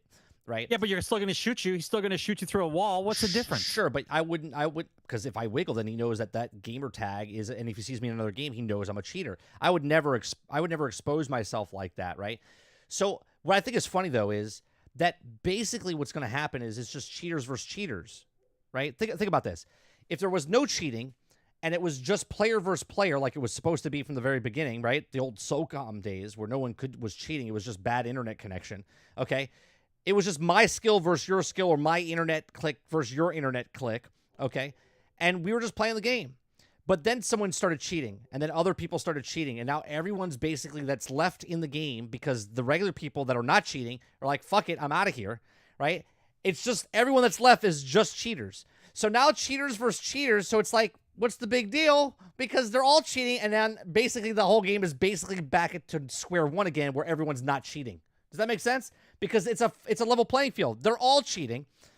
So if they're all cheating, then there's no problem because the people that are not cheating are gone and they're not playing. So instead of having 20% to make 80% of your money, you have 2% to try to make 80% of your money. And no, because all the cheaters that don't care now. They're all going to buy this stuff because they like the game. They're cheating and having a good time. But there's not that many people that are cheating. That's what I'm saying. The small population of cheaters. According to the story, everyone's cheating. If there's 265,000 people playing the game, there's probably 1,000 cheaters. Not according to this.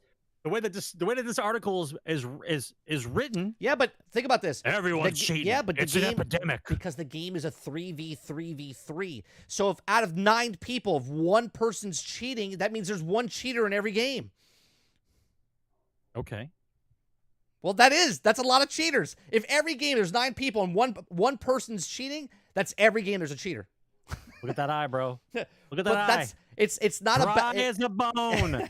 Dry as a bone. I don't give a shit. It doesn't matter. But the way the article reads, the way the article's written, it's supposed to make you feel sympathy for the players. The players are the ones cheating. Look, the devs want to get paid. If they want to stop cheating, they can stop cheating. They want to get paid. If they want to stop cheating, they can stop cheating. But they don't want to stop the cheating. Well, because if you stop the cheating, that whole group of people would stop playing your game because they can't cheat. Exactly. And they're the ones who have money, apparently, because they have all the cheating software, and they buy shit. Well, that's what they do. You either have to rely on... You can't rely on player bases anymore because it's a very competitive market. So you have to rely on cheaters, or you have to go for the next story where you have to rely on bots. Okay? Overwatch 2 players are running into bot accounts that are ruining matches. Okay? So with reports merging online regarding full squads of bots showing up in rank lobbies, Overwatch 2 faces yet another public hurdle in Season 7 kicks off. Although somewhat of Overwatch 2 players welcome an influx of marketing easier matches, these incidents spells potential trouble for multiplayer shooters down the line. Despite how recent developments such as the launch of Overwatch 2 Invasion Update are giving a title some much-needed positive momentum, the game core players base continue to run into problems with matchmaking systems. Aside from the opaque progression system indicates the cheaters are even present threat of toxic teammates, there's now a surge of what community is calling thrower bots in their competitive and casual lobbies.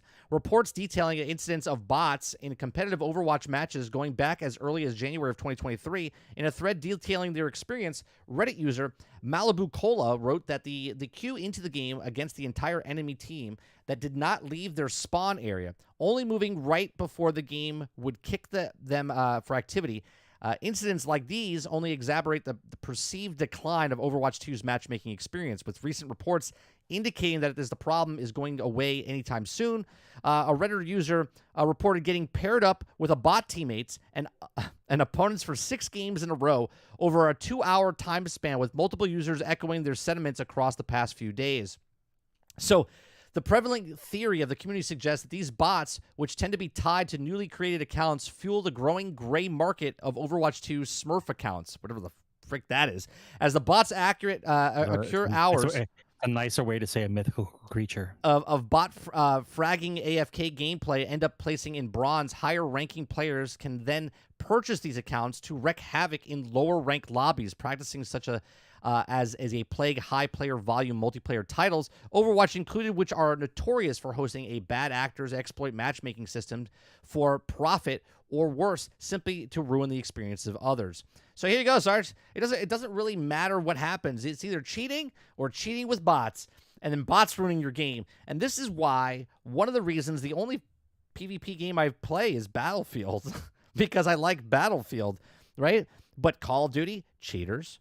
CSGO, cheaters. Overwatch, cheaters. Imagine the game. All the game has Tarkov, cheaters. All the game has is just bots and cheaters. That's Fortnite. Fortnite is bots. Bots and cheaters. That's it. Fortnite's bots and cheaters, and people are like, I'm okay with it because I'm gonna buy a skin. Right? That's it. That's what Fortnite doesn't care. They put bots blatantly in there. Halo's got bots. Call of Duty's got bots. Overwatch's got bots. Everybody's got bots. Why? Because there's only a certain amount of people playing these games. And there's more and more and more games coming out. And they all can't have 250,000 to 1 million people playing their game concurrently because there's only a certain amount of players that play those games. Right? You can't have 1 million people playing CSGO and Tarkov and Destiny and Overwatch. And it's impossible. Concurrent players can't go over a certain amount, and there's always going to be bots, and this is what companies are looking at. They're like, we need a live service game. Okay, we need a live service game with season passes and stuff, but we need to have a certain amount of player base, but we can't get that player base, so we have to make the bots. So it looks like the lobbies are full, so the people that are playing see them, that the bots they're playing against seem like they're real people with cosmetics that they want to buy or guns that they want to use. That way they keep playing and keep paying the season pass, and they look like, Ted Danzig 1254 is number 1. What did he kill me with? Oh, he killed me with that. Oh, look at that skin, man. That skin looks badass. What level is that? 46. Oh, looks like I'm grinding, baby. All right, and that's what they do, and that's how this works. They don't care there's cheaters. They don't care that there's bots. They might make it sound like they care about cheaters, like Call of Duty going, yeah, we're putting holograms of people that are across the map so cheaters see them. We're not going to ban them, though. We're not going to ban them. We're just going to distract those people to shoot holograms across the map while people are still spending money, because we don't want you to... That's it, Sarge. It's like a cat playing with a ball, right? That's it. That's it. They don't care. You think they care. Everyone thinks these corporations care. They don't care. What they care about is your money. Money. That's it. Anytime you put something on the screen, Sarge, you got to go right over the microphone. Otherwise, they can't see you. They can't see outside this boundary. Well, you got me in a jail cell. You're not. It's not like a bot. Oh yeah, I'm a mime in a box. I'm looking at myself on you. I'm in a box, bro. I don't have any room in here. All right, well, I'm in jail. I'll make sure next season I give you a bigger box, right? So I'm in a box, bro. So your head fits. Well, yeah, I'm in a box. I feel like I crouch down. I'm having scoliosis problems because I think I'm inside the box. Do you want to talk about Sony or do you want to talk about Bungie? Oh no, it's 9:30, bro. We got to go right into it. 9:30 already? Jesus. All right, well let's talk about Bungie. All right. So those of you that don't know what's happening with Bungie, so Bungie basically let go, and they said first it was like 50 people, but then it turned out to be 100 people. It actually might be more than that. As of right now, we don't know, but it's 100 people. So I have an article from Forbes from Paul Tassi, and he talks about it. So let's go for bullet points here. So he spoke with sources with IGN and Bloomberg, and they painted through a rough to see, especially if you're an avid player of Bungie games, including Destiny. Here's information that has been uncovered yesterday about how it went down on the Earth is going to go over this. Okay, so while owned by Sony, Bungie continues to operate in an independent arm. A wider Sony ask for spending cuts resulted in Bungie deciding on a large number of layoffs, estimated, say, around 100 employees, 8% of the company, with them deciding to say that the laid off on how the process unfolding, going back to what was said a year and a half ago of the acquisition, that no one would get laid off. Now, Sony is not replacing anyone with internal employees, but some of the cut roles may now be outsourced entirely. Now, employees found themselves locked out of their accounts and systems and emails before many knew that they had been laid off, and it was the first indicator that others had short meetings where they also were told they were fired, but also not to tell anybody about it. Others found out that they were laid off and were happening on Twitter itself. Now, employees were often not allowed to say goodbye to other team members or exchange the contact information, which had to be done after the fact. Many of the team/line managers had no idea what was going to be cut from their teams until it happened. And some teams only had a few people. Others were dismantled completely. Now, the company purposely tried internally hide just how many people were being fired, and only outside reporting after the fact came up with 100 members, and it came to light that Bungie had fired. Now, some incredible story veterans of the company, like the composer Michael Salvatore, also seen pre-Halo days, and Lauren McLeese, who also designed the original Halo logo. Now, some of the employees' benefits expired at the end of the month, which was on October 30th, okay, meaning they only had one more day of coverage of healthcare and will continue to COBRA coverage for 3 months as long as the severance. Now, many employees had unvested shares. This is where it gets really funny, right? Unvested shares as a result of Sony deal that mandated that they stay with the company a number of years afterwards to collect. But if that's null and void, if they leave, and it includes being laid off, when that happens, shares revert back to Bungie, and it's such many employees that just involuntarily lost their shares to the company that fired them. Okay. Also, employees were also told that Bungie was on track for a 45% revenue miss based on previous projections for the year. It's unclear if the estimates were too high in the first place. And Lightfall was a big negative turning point while achieving a whole lot of players at launch. It was Steam's highest concurrent count since D2 launched on the platforms. Extremely poor reception to the expansion. Real quick, I love how people always use Steam as like the go-to, right? If the numbers are high on Steam, then it must be doing really well. But you don't know how many people are playing on PlayStation or Xbox. They could be like 0 people playing on both those systems, and they're like, "Well, it's still good on PC, right?" Employees were also told that player sentiments that at an all-time low. something that the employees themselves have been saying for a long time, and they begged the bosses to make changes that players would come back for, many of which were rejected. Now, they postponed Marathon as well to 2025. They had they had an enclosed meeting where they invited a bunch of Tarkov and Destiny. I don't know if they invited Destiny players, but high-end Tarkov players for extraction shooter. And they said at the end, they said, if you guys played this now, how many of you would leave the other game that you're playing to play this? And nobody raised their hand. And I look at that and say, well, it was a test, right? They basically flew those people out. They put them up in a hotel and they fed them.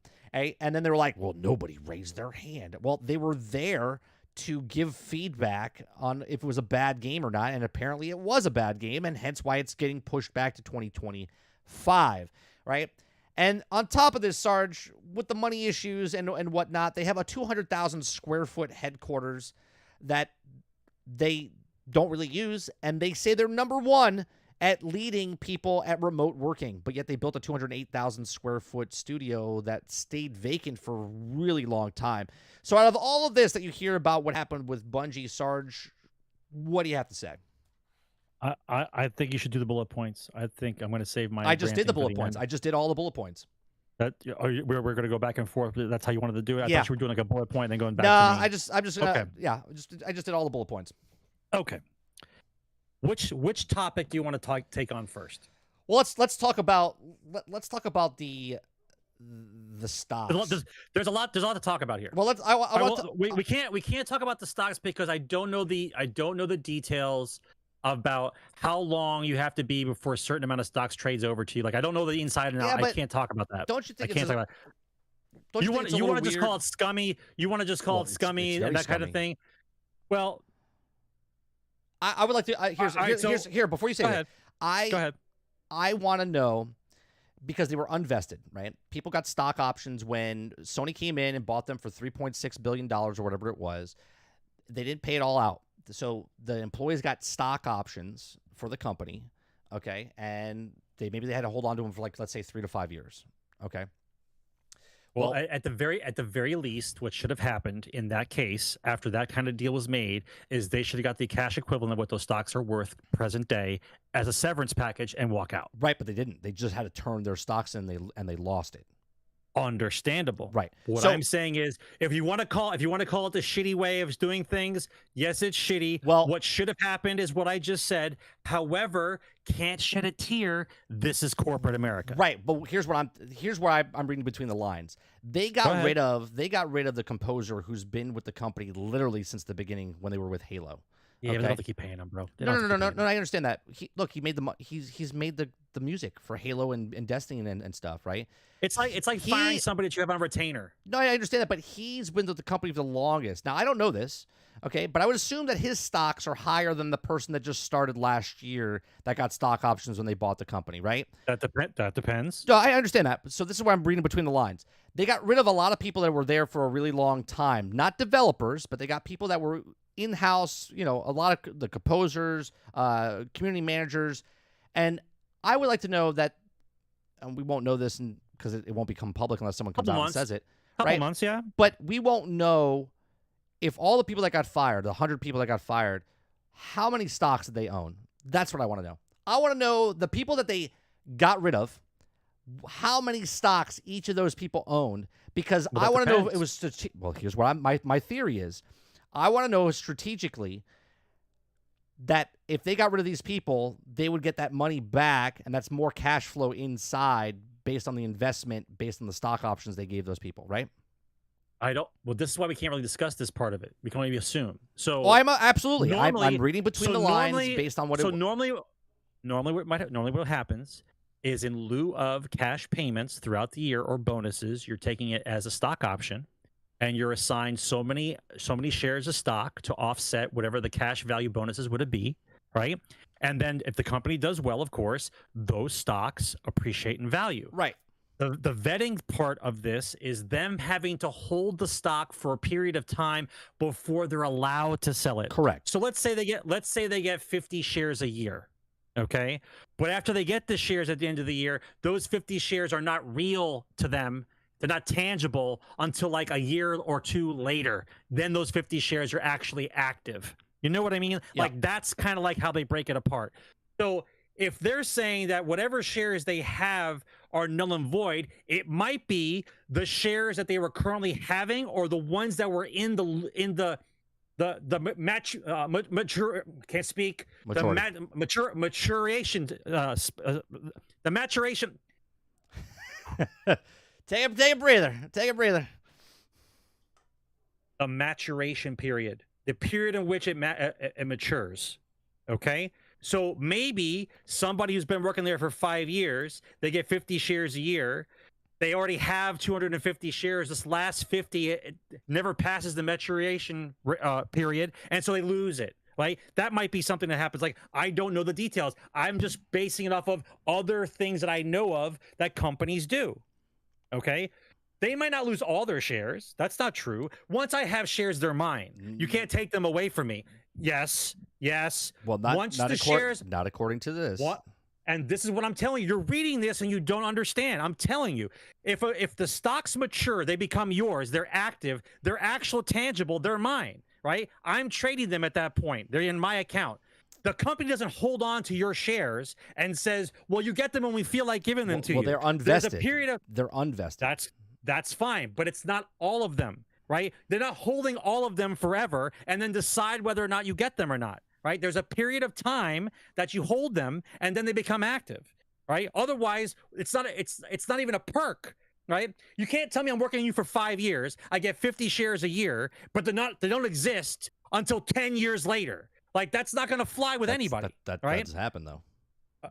And I'm telling you, that's not what's happening here. Otherwise, the building would be on fire, bro. Well, right? I think the building would literally be on fire. No, literally be on fire because someone would lose their fucking mind, right? They're talking about stocks held in reserve until they mature. That's what they've lost. Completely understandable. That's under contract. You can't argue that point. Right? They can cry till all they want. They can get lawyers all they want, but that's part of the contract they sold. Sure, when they got there. But it also goes back to Bungie. It doesn't go to Sony, right? Those stakes go back to Bungie. So now Bungie has more stakes in their own company, correct? Bungie has more shares that they have that are theirs. Correct. Doesn't make the value go up, but no, yes. Doesn't make the value go up, but they have more shares now in their own company, correct? That would depend on total shares that are outstanding and how many shares are being held. That's all. Correct. Now, right? My question is, yep. And again, I'm doing a lot of speculating here. Okay. Yep, a lot. I think that I said that Bungie will separate from Sony within the next 3 years. Okay. Well, they can't handle money, and they're with Sony now, so we'll see. Right. And Sony didn't buy them outright. They bought them a little by little, and they still paying them to get the shares based on to get control of Bungie, right? Well, doesn't work that way because if I take it at face value what you're saying, then that means if the company does well, then the shares would be worth more, and Sony would have to be paying more to acquire Bungie. No, there's a deal. No, right. There's a deal at the price. At the price. That's the price. Sure, right? I understand and that. Maybe they're making semi-annual payments, and there was a lump sum in the beginning, right? Right. All that means is Bungie gets more control of their own shares. Correct.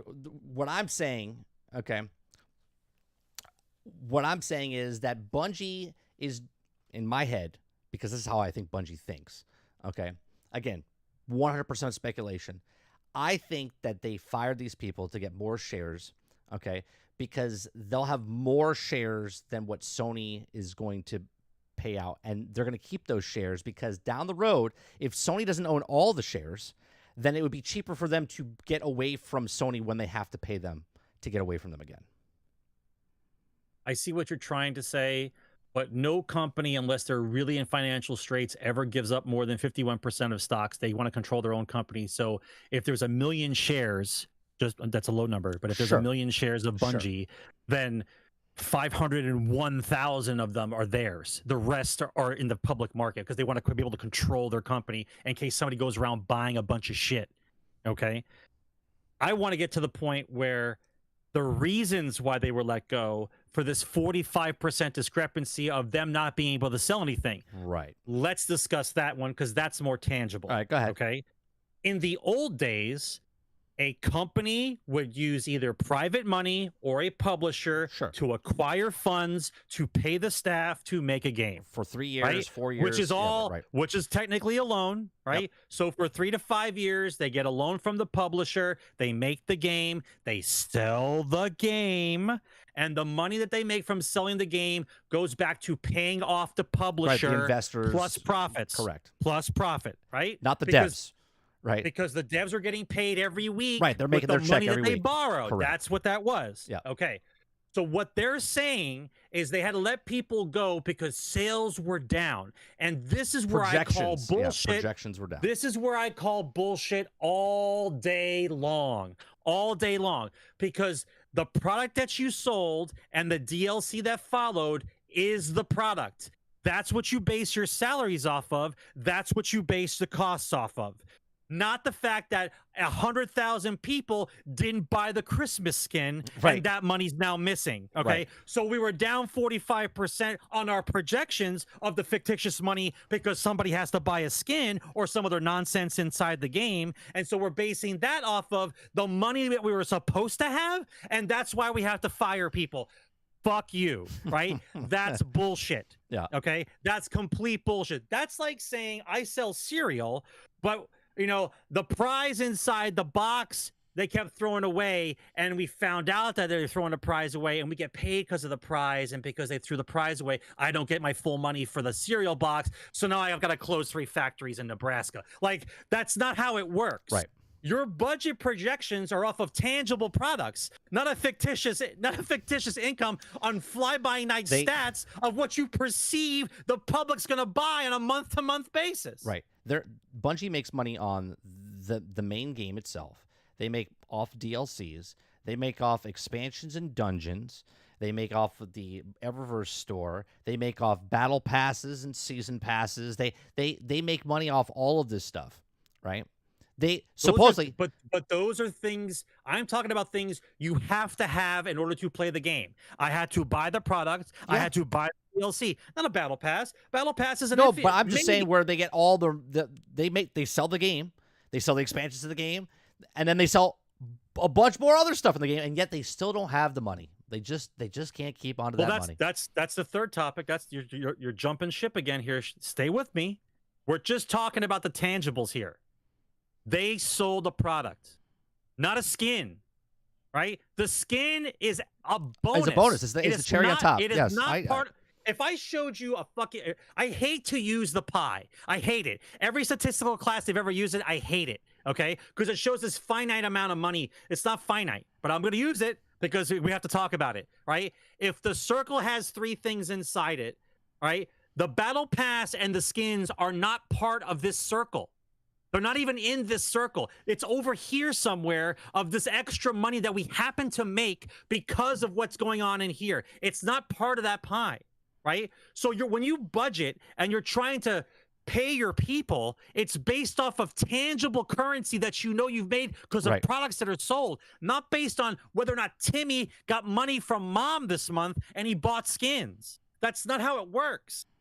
That's not how you base a budget. And the fact that's even in the article to show as a defense that people were fired because of that shows you the state of gaming as a whole. I laughed years ago when they told us that us buying microtransactions paid for the Whisper mission. I was like, if you think for 1 second the Whisper mission was paid for by microtransactions, let me sell you a boat with a hole in it, okay? Because the money that they made from Destiny 2, they literally said, I watched Intervoid sent a video to me of the GDC conference from April this year, okay? And I forget the guy's name that was talking, but he said that Destiny 1 was great, right? It was fantastic. But then they made a better game. Everyone loved it. All the old players loved it, Destiny 2, and it came out until 6 weeks later. 6 weeks after the game launched, they started losing numbers because there was nothing to do, right? And they started struggling. And 5 weeks later, they said, so 11 weeks in, they said, we have 5 more weeks before we close shop on Destiny 2, Okay, they weren't making enough money because they had to they had to switch up stuff. Okay, the money they said it was the most popular game ever. Okay, that they've ever created between Halo and stuff. They made so much from Destiny 2, and yet just 6 weeks after, they were on a downward spiral and they couldn't keep the player base. Okay, what did you do with all that money? What did you do with all that money? If it was the best-selling thing that you've ever done, okay, let's just say, what did they sell, 10 million, 15 million? Okay, they already invested the money to make the game. So all that money that came in and they paid their investors, what happened to the money? What happened to it? And on top of that, the DLC, the Eververse, just more money kept coming in. What happened? Just the headline. Bungie blames 100 layoffs on players leaving Destiny 2. So what if they left? They bought the game. They bought the DLCs. Right. They played it, and they went the fuck someplace else. So what you're saying is because people stopped playing your game, your revenue went down? No. Your revenue is based on you the made product 10 that million you copies. sold, Right. COD is made, and people stop playing COD. Spider-Man 2 is going to be made, and they're going to stop playing Spider-Man 2. They're not going to just let a bunch of people go because of that. It's because we're in a lull now. I don't need to have all these people. Right, I don't need a visual artist if we're not making a game. Right, we're not making a game, so we get rid of those people. That's normal, right? But to say that those people are leaving because people are leaving the game is complete nonsense. It's nonsense, right? So all of a sudden you want us to believe that because people stopped playing your game that we have to fire people. You guys are in dream world, right? You're in dream world, right? Every game up to 2020 was based off the fact that how many games did we sell, and I take that money and reinvest it into the company, right? I paid off my publisher. Right. I have more money for myself now. So just to say, if a game costs 100 million to make, and we sold enough copies to sell 400 million, I pay back my publisher the 100 million plus interest. So let's say it's 120 million, right? And now I have 380, oh my God, 380 million, right? That's mine. That's my money, right? Publishers paid. Now, number one rule in business is when you make something and you want to build something, do you use your own money? No, of course not. You put that money in the bank and you get a loan on your money, right? What's your collateral? Well, I got 380 million in the bank. Well, how much do you need for this game? Well, we need 200 million. So 380 in the bank that I have investing. Now I borrowed another 200 million. I go make that game now, right? I go make that game. Right. And now when I'm done with that game, let's say the game's okay. Not a blockbuster. It's okay. It did okay. Well, doing okay means you made $290 million. So I pay off my publisher again, the 220 million or 240 million, excuse me, right? The rest of the money's mine. Now, of course, I still have the money in the bank that's been making money this whole time, and I just add that pile to there. Have I spent any of my own money yet? Nope. No. All I've done is use the consumer's money to pay back my publisher and take profits and invest the rest of that money. So what has Bungie been doing I have no idea. with their money? I have no idea. Their money. Where are they? Well, I'll tell you what. They built a giant building they didn't need. They hired a bunch of people that they didn't need, right? They thought they were epic, right? They thought they were going to just, money's going to fly in the thought they sky had forever. Fortnite money. Yeah, they thought they had Fortnite money. Yeah. Well, they didn't have oh shit money. They had just video game money.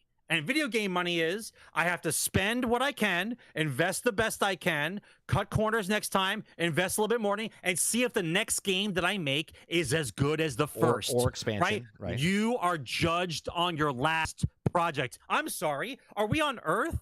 Right? Is this still Earth? Are we in the virtual world?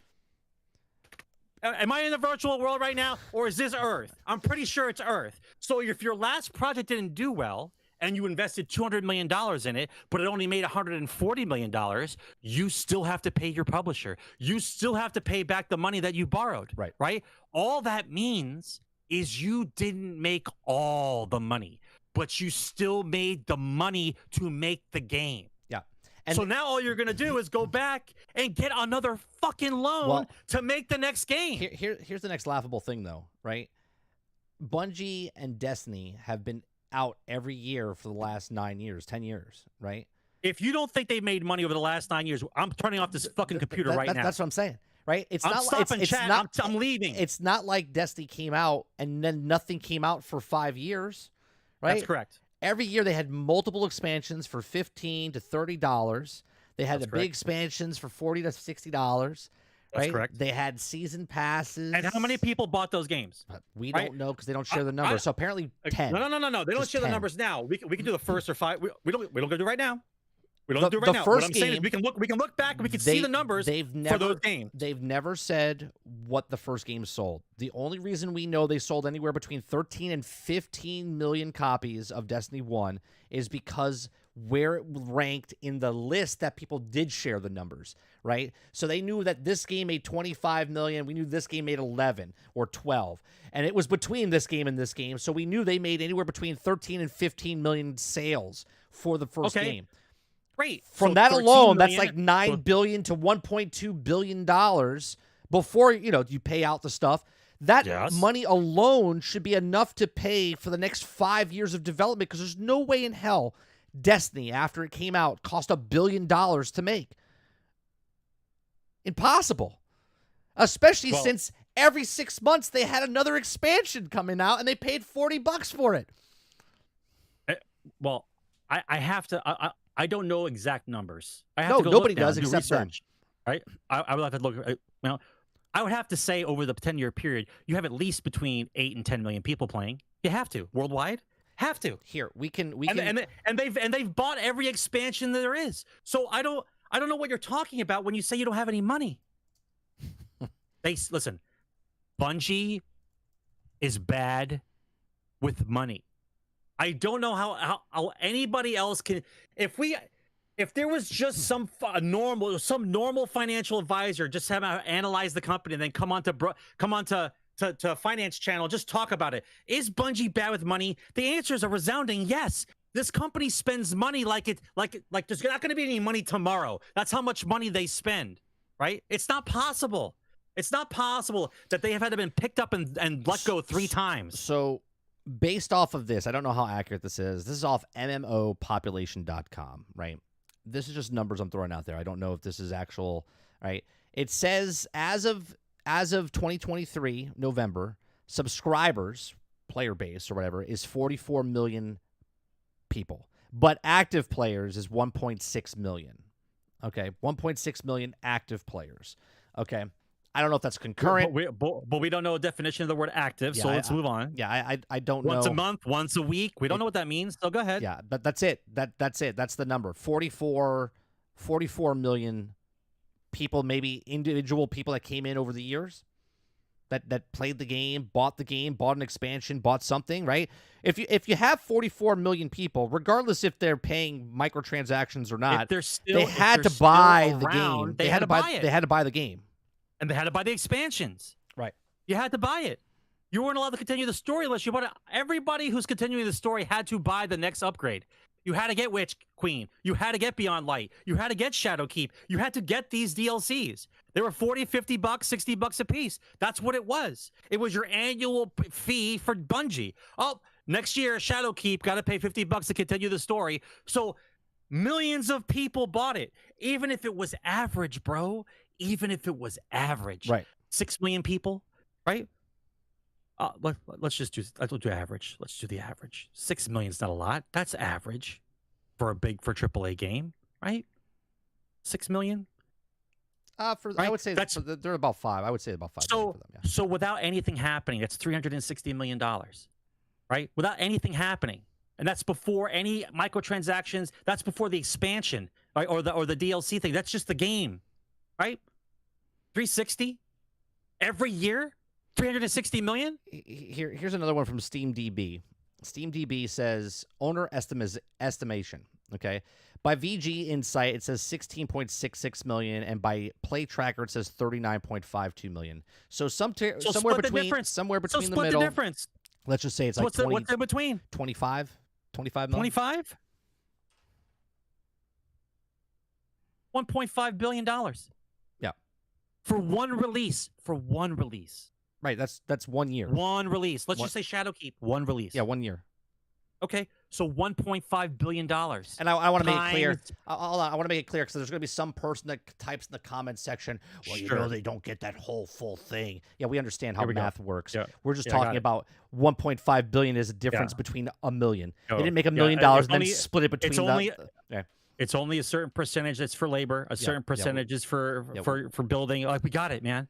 But it's if I take the percentages off of 1.5 billion and I break off the percentages for labor, for costs, for advertisements, it all works out, man. They still get the money. They still made their money. If you said it cost 300, let's go crazy. Let's say it cost $300 million to release Destiny 2. They said back in the day it cost $500 million to make Destiny. Great. They made all that money back. And they released all that money back day back. one. Yeah, day one they made all that money back. Right. Without selling a single microtransaction. Wait, no expansions. And let's not forget, there were 2 expansions immediately after release. Dark Below, immediately after release, there was 2 expansions. Yeah, $30 a piece or $15 a piece. $20 if you bought them individually. $30 total for both of them if you bought them right away. That's right. That's right. Yeah. Bungie cannot handle money. Look, they spend too much. I've said this from the very start. I said I don't know what to do with their money. I said Bungie has money issues. Everyone's like, yes. I don't know what you're talking about. I don't know what you're talking about. And all of a sudden, 9 years later, it comes out that there's upper management problems and there's money issues. Yeah, but they don't talk about it. Well, they don't have to. I'm not talking about them. I'm talking about there's not one legitimate journalist who identifies this problem and talks about this story. There is no way that this company had to be bought and sold 3 times. Well, no, well, hold on. You made your money. Activision didn't buy them. They partnered. Partnered with them. Yeah, they partnered with them. Yeah. Yeah, because they needed the money. Yeah, and that's why I say they're going to leave. They're going to leave Sony. I say within 3 years they'll be like, yeah, we just didn't see eye to eye. It wasn't what we wanted. It wasn't a good fit. Yeah, well, they'll just leave. We're going back independent. We just want to be publishers again. Yeah. Look, they wanted to be publishers, and yet they wanted to be bought. And I said years ago, I actually had a video, showed it. Right, there's an article that said Microsoft wanted to buy them. I said they're up for sale. Microsoft didn't buy them because they thought they were overvalued. I said they bought Bethesda instead. Right, and Sony picked them up, right? Bungie wanted to be bought because they can't handle their money. They need daddy warbucks. They need a sugar daddy to help them fund their play toys.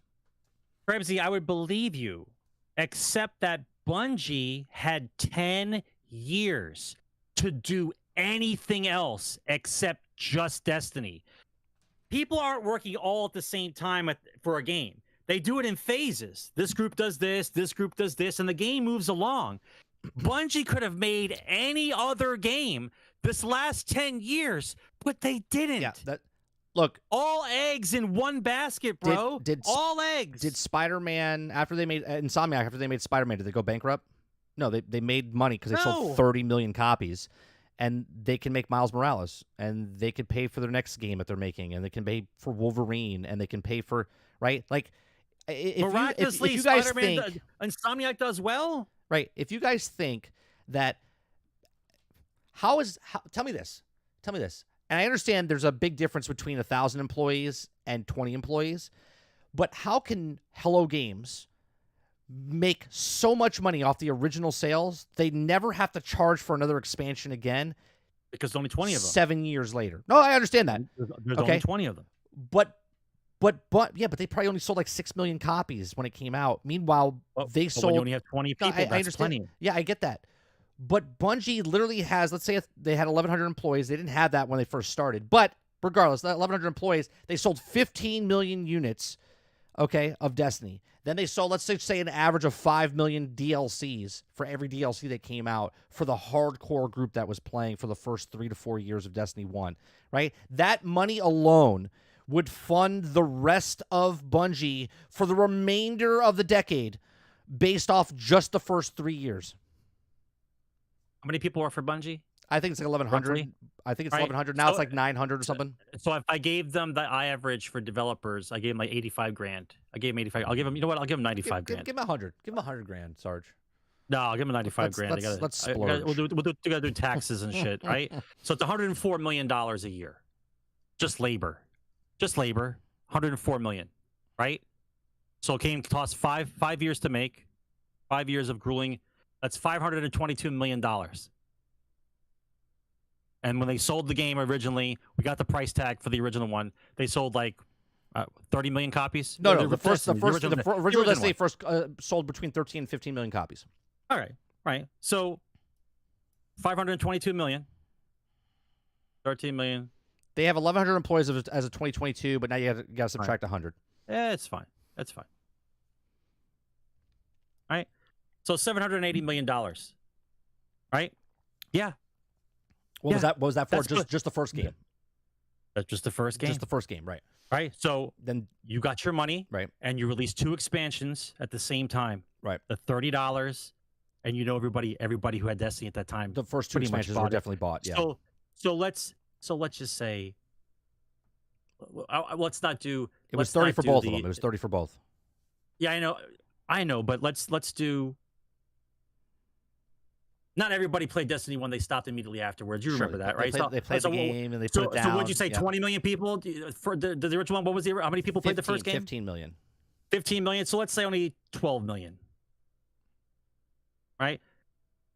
That's an additional $720 million in the first year. But then when Taken King came out, it was the biggest expansion, right? Taken King came out. No, I get that. What I'm trying to explain to you is the money that was used for labor for the 5 years that company existed.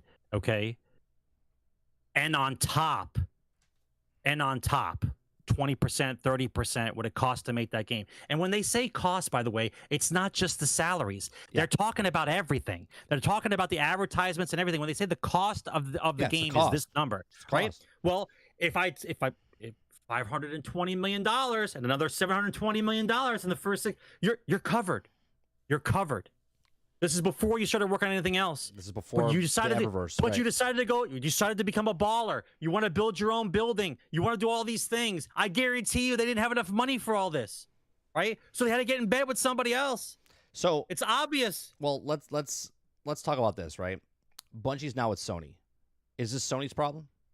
Is this Sony's fault? Or is this Bungie's fault that 100 people had to let go? Now they said they fired them, but Sony didn't make the call. Bungie made the call. Sony made the call. I know, but they said Sony didn't make the call. They said Bungie made the call. That's because you're trying to save any bad publicity from the buyout. Don't you tell me for a minute that Bungie wouldn't have fired those people beforehand, before getting bought out so they could make more money on the side. They would have done that immediately. Right? If I could fire a bunch of people, then get bought out, that's more bonuses to the people that are here. That's how that works, right? So you waited till after the buyout and then you fire people? No, that's getting people off the books so the last quarter looks good, so stocks go up, which you own more of now, by the way, because you didn't give your stocks to your other people. Right. Thank you. Well, I agree. So are we talking about video games as a 12-year-old boy now, or are we talking about video games as a business because you're old enough to understand how this fucking works? Oh, now? that's true. Which version do you want to talk about now? That's true, Brain. PlayStation also paid for exclusivity for certain missions and guns, so they made extra money off of that as well. That's right. Bungie was doing okay. Bungie wasn't suffering. Right? Let's be clear. Well, Bungie wasn't in trouble when they released Destiny 1. Well, it's never Bungie's fault. #, never Bungie's fault. That's the name of the episode today. So let's talk about Sony now, right? Sony is having problems as well, right? Jim Ryan left, right? If we just look at Jim Ryan leaving as its standalone thing, it's not a big deal. You're like, Jim Ryan left because he wanted to retire. You could make this assumption that they pushed him out or whatnot. It's there. But then all of a sudden, now Connie Booth got fired, okay? And Connie Booth was a person that was really adamant about, she was the people person, right? People loved working with her. Port of articles, okay? Didn't drink the Kool-Aid. Right, and she didn't want to do live service games, so they fired her. Okay, they got rid of her because is that your assumption? No, that's what they're saying. Okay, she was adamant about just doing what Sony does. She's been with the company. Sell a game. Yeah, 34 years. Sell a game. Yeah, 34 years she's with the company. Okay, and she gets fired. Okay, now there's there's rumblings going on. Okay, there's rumblings going on where it says Sony is doubting its multi-billion-dollar commitment on games as a service. Okay, so now Sony's recent multi-billion-dollar investment games of a service has become a talk of the town and reasons. Talk of Sony scaling back its commitment to supposedly dying genre. Now, according to the Reset Era user head on the block, Sony forced several first-party to work on the online game, but Sony is reversing course for using third-party to catch up on some IPs. Now, the anonymous user named Sega and Bandai Namco as two companies that are helping Sony out, with the former in two particular working on an IP that that'll wipe the floor. However, they're carefully to note that it's going to be at least 4 years until these changes are seen, because they actually have to make the game. Okay, now Sega and Bandai Namco have history working with Sony, so it's part of the leak makes sense, but until otherwise confirmed, was also get hints that never actual confirmation. The best to take this is with a grain of salt, right? So they're having issues internally. They wanted the first party companies, studios, to start making games as service. They were like, we don't want to make games as service. We just want to make the games that we've been making. Make a game, sell a game. Right. And this is why Jim Ryan said that assured everybody that they were still working on regular games. Connie Booth wanted it, but she didn't want to make the live service games. And then all of a sudden, now this is rumors, that they're reaching out to third-party game companies to make the live service games for them, because internally they don't want to make the live service games, right? They just don't want to do it. It says the practice of pivoting traditionally single-player studios towards games as service has drawn plenty of flack, such as transition of counterintuitive, often leading to companies failing and alternating or laying off their staff. The very nature of games as service requires commitment far beyond the traditional single-player or multiplayer modes, and their services demand extensive and ongoing support, possibly spanning years, in hopes of attaining the rare, elusive hit, which Destiny is, right? A single-player game, or one with the simple multiplayer mode that can also be launched and then left to care from a small group of people, compared to when it's still in development. In contrast, a game as a service game requires a continuous nurturing both in content and community management. So in the midst of this hullabaloo, it's crucial to remember that Sony Studios often praise for the company for granting them creative freedom. This suggests that the drive of the games as service might not be the entirely top-down decision, but one born from a developer eager to tap into the games as service market. Perhaps Sony granted them too much autonomy to bite off more than they can chew. Maybe this case is both, for ultimately led to misstep in the transition. So let's put it this way, though. Jim said he was retiring. I'm pretty sure I'm going to tell you that he was too old to go through another series of upheavals that was going to happen in place of what the new rules were going to be under Sony. So they gave him an option: step down or fired. Either way, he gets paid out. Like, let's be honest. He's the lead guy. Whether he walks out or he's fired, it's the same bread and butter deal as Kotick got, right? If the Activision deal didn't go through, he got $30 million. If it did go through, he got $300 million. He basically did Brewster's Millions, okay? Right. Bobby Kotick did Brewster's Millions, okay? Company fails, I get $30 million. Company succeeds, I get $300 million. Either way, I win, right? They gave Jim the control. They gave Jim a choice. You step down or you're fired. We don't care. It doesn't matter. Right. You're going to get paid out either way. Right. And that's why she had to go, because her safety net, which was him, is now gone. So once your safety net is now gone, then they can go after the other person who does not drink the Kool-Aid of what Sony wants to do, and so they get rid of her. Right? You got to have everybody who's driving the ship going in the same direction, right? If we're going to Spain and I leave Florida, everybody who gets to drive the boat has got to know where Spain is. We're not going to Argentina. Like, you have to make sure everybody who's driving is doing what we want them to do, right? That's the whole game. Yeah. Right? So I'm not upset by this. Yeah. Neither should you, right? However, understand, because those people who made those promises are now gone, right? Don't expect Sony to be in the make a game, sell a game business, because they want to do gas, and that's what they want to do. They're trying to set themselves up long term. That's correct, because you can't compete. I don't want to go down this road, but you can't compete with the rest of the kids at the playground if you're just making a game, selling a game, and they know that. Right. Yeah. Because they're not Nintendo. A lot of people are like freaking out, right? They're like, Sony's going down. Look, I'm not a Sony guy. I'm not an Xbox guy. I'm just a gamer. I read articles. I read between the lines. What's happening right now, it's a little weird, right? if you just talk about Connie Booth alone, or if you just talk about Jim Ryan alone, or if you just talk about It's just another day. right, if you just talk about them by a standalone thing, but when you start adding up Jim Ryan, Connie Booth, what's happening with Bungie, what's happening, there's rumors right now about Insomniac might be losing some players, some people as well. That's not a proof yet, right? There's also hold on. Right. There's also another Fire Sprint, okay, or Fire Spirit, which is also they say these 100 employees have been laid off there as well. And this is a brand new studio that Sony just picked up, put them in a brand new studio in the UK, and now there's murmurs that the leads of that studio have left, the bosses and everything have left, the owners of the company are gone. Okay, so there's a lot of murmurs going around, right? I'm not going to say it's official. But if there's smoke, there's fire. There's always smoke, and there's always fire to come out behind it. I read between the lines, and looking at this as a standalone thing, it's not a big deal. But looking at it together, you're like, okay, something's going on there, and the shift is happening. Now, they have live service games right now, right?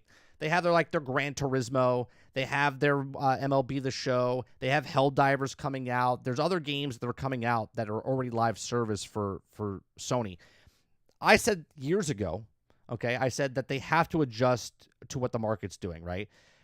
Yes, they're still number one in the game console sales market, but they had to adjust to put their games on PC, which they've done. They had to get into cloud gaming, which they've done, right? They've done all of these things, okay? Now they have to put their hat in the ring for games of service because they are losing Call of Duty in the form factor of, well, now they have to give their money because it's their competitor's IP. They have to give their competitor money. So now they have to try to find that game that's going to make the money like Call of Duty. Hence why they picked up Bungie, right? Bungie is supposed to be, look, if you like Bungie or not, they are the only ones that created a live service game that lasted 9 years, 10 years, besides Warframe. By the skin of their teeth. Sure. But they're still the best to do it. Right? Nobody else. By the skin of their teeth. Right. So they now have an opportunity to use this, and this is where they came out and Jim Ryan said that we'll be more profitable with the acquisition of Bungie than Xbox is going to be with Activision Blizzard, which is laughable. But percentage-wise, sure, you only paid $3 billion, almost $4 billion, where they paid almost $70 billion. So yeah, it's going to take longer to get that $70 billion back before they make their $4 billion back. But overall, is this bad news for Sony? For right now, I said the analogy earlier, Sarge, in my morning stream. Standard. Right. They This can't is be the standard. top all the time. Even if they drop a little bit for 2-3 years, they're not going anywhere. I don't want Sony to go anywhere. I don't want Microsoft to go anywhere. I don't want Nintendo to go anywhere. I don't want to have one system and then everyone's playing for it, right? That was back in the day with Atari, okay? I want more. I want Apple. I want Google. I want Amazon. I want everyone to come in and have wherever they want to have in, because the more there's in, the better for us, the gamers, right?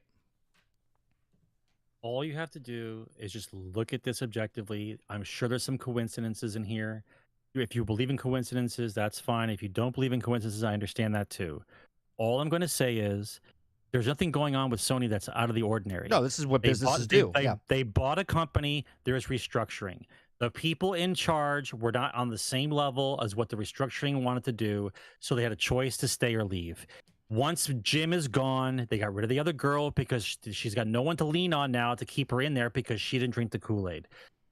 They have to pay out all the money they have to pay out on top of the fact that they want to restructure Bungie now on top of it. So the Spider-Man just got released, and everybody knows when a game gets released, they start firing people. It happens if that rumor's time. true. If that rumor's true, Every time. Yeah.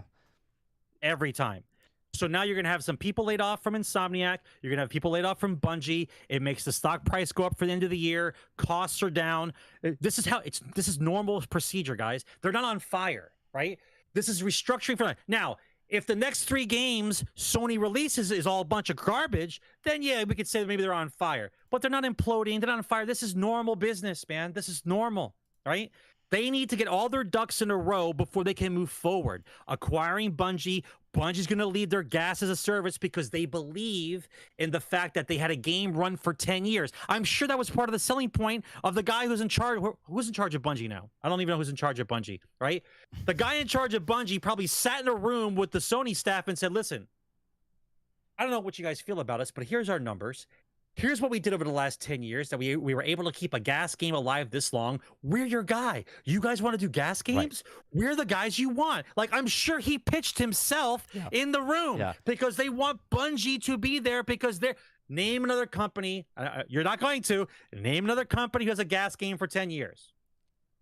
Waiting. Well, right? You can count Activision because they have no, World of Warcraft, it's an MMO and stuff like that. Yeah, but that's an MMO. Yeah. It's a different set of circumstances. Ubisoft, we're talking about a gas game. Ubisoft, right? close. Right? Digital Extreme, Warframe. Listen, all I'm saying is this is normal. A matter of fact, I bet Sony waits to fire the Insomniac people until January to make sure their insurance goes on. Sea of Thieves is only 4 years old, Mo. Right? Anybody want to put in the big book of bull when Insomniac people get laid off? Anybody want to figure it out? Let's see if Sony is Scrooge McDuck or not. Let's see if Sony waits until after the new year before they fire Insomniac people. I don't know because of all this stuff. I don't know if they get rid of Insomniac. I look at it MMO, Mal. It's an MMO, Mo. Still an MMO. I look at it as like if I work on a TV project, I don't get fired. I'm contract, right? And when they don't need a camera guy anymore, then I don't have a job. And when they do need a camera guy, they hire me again, right? They hire you. Right. So when they say there's layoffs and stuff like that, I always find it funny because in the video game space, there's a lot of contractual work where people come in, there might be background artists, they might work on something. They might need to be there all day 24/7, you know what I mean, for 6 months, 9 months. But there's a lot. This is the video games, bro. There's a lot of contract work. Yes, a lot of contract work. You hire work. a guy to come in for 6 weeks and he's done and he goes away. Correct. He works on something else and goes on to something else. Right. And if you're a big publisher, if you're a company like Bethesda where you have multiple games in the pipeline, you might be the background artist for one game, and when you're done with that, you move on to the next game because they're in that position too. You know what I mean? Like there's a lot of stuff that goes on behind the scenes. You have your core devs. The guys who are there building the game from the ground up, those guys are there. Right. Right. That's the foundation. You got your leads. But there are other guys that come in. Some guys might come in and just do sound and then didn't want to pay a full-time sound guy, and the sound guy goes away. Right. Like, we don't know the actual structure of Bungie. All we know is that they're not good with money. Right. We do know that. That's a fact. That's a fact. We know they're not good with money. Right. Otherwise, we wouldn't be here having this discussion right now. You would think they would hire an accountant to help them with that. I don't know. No, accountants cost too much money. Hey, Tim, you know how to count? I do. Great. You're in charge of money. You're in charge. Sweet. Yeah. Listen. I paid $14,000 for the espresso machine. Is it okay? Yeah, it's perfect. Put it in the lobby. I'm gonna go with this is how we'll see how real Sony is. I'm gonna go with they're gonna let the Insomniac people stay until January, and then they're gonna fire them. Yeah. Look. Holidays come, people go. Right. I don't think maybe they'll let some people go before the holidays. There's always some asshole who does it. But I'm going to go with Sony doesn't let Insomniac people go until after the holidays. We'll see. But that's my guess. I figure January end of the year fiscal stuff. So what's like February, right? If Insomniac has people that they're firing or laying off, it's because they don't need them right now. I'm telling you, I don't think it's that's 100%. Yeah, it's 100%. We're done with you. The game is done. Right. We'll see you. We'll see you back. We'll see you next. We'll see you when we need you. Right. When Wolverine's in that certain stage, and we'll bring you back for that. We'll bring you back. Right. And by the way, if they're firing people at the same time, hiring people, and you hear that double talk all the time, right? Rest assured, if you guys look into that kind of thing a little bit more than just the surface, you'll realize that they're firing an $85,000 developer and hiring a $65,000 developer. Like that's sure. basically what it is. Whatever we can do to save money, right? Bungie's hiring. Of course they're hiring. Yeah. They gotta replace the people that let go. Yeah. For less money. Exactly. So, by the way, in case anyone doesn't know the chaos that we're in, right? And this is legit chaos, just a sidebar here, right? In the Northeast someplace, I'm not sure if it's Connecticut or Massachusetts, but because of the whole we've got to pay fast food people $15 an hour thing. Remember that story? And everyone said, oh, fuck it. Don't worry about it. Right. Well, in those states right now, a Big Mac is $18. Jesus. Just so you understand what it means when you pay a minimum wage employee $15 an hour. Like, that's what the reality is in those states. A Big Mac is like $16 or $18. So like the meal is like 20 something, right? That's McDonald's, right? So if I just take that microcosm for a moment, we put it into anything else, understand the money numbers change drastically. That's all. Well, Krebs, the news that's happening, I mean, even if it's a grain of salt, I mean, we're topics, we're talking about them. I mean, the people that are also taking what Microsoft is doing lots of layoffs, right? There's a difference between Xbox and Microsoft. There's a difference between Sony and PlayStation, right? Sony and PlayStation, or Sony PlayStation, is letting studios go, okay, or developers go, and Bungie's part of Sony or PlayStation. Microsoft, that's losing like 800 employees or 10,000 employees, whatever it was. I think it was 12,000 employees. They also have 232,000 employees, okay? And that's Microsoft, not Xbox, right? There's no, that I could tell, Xbox, no one's losing any of their jobs at Xbox, like in the studios, right? The people that are losing their jobs at Microsoft are devs and people and salespeople and all those people that they don't need anymore. This happens all the time. And we don't report on tech-savvy things. We report on gaming news, right? So we'll see, right? Yet, you might be right, Water. But what I'm saying is, if there's articles out there saying that developers are being fired from Xbox as well, I'll be more than glad to talk about it speculatively, talking about if it's real or not. We're just having conversations, right?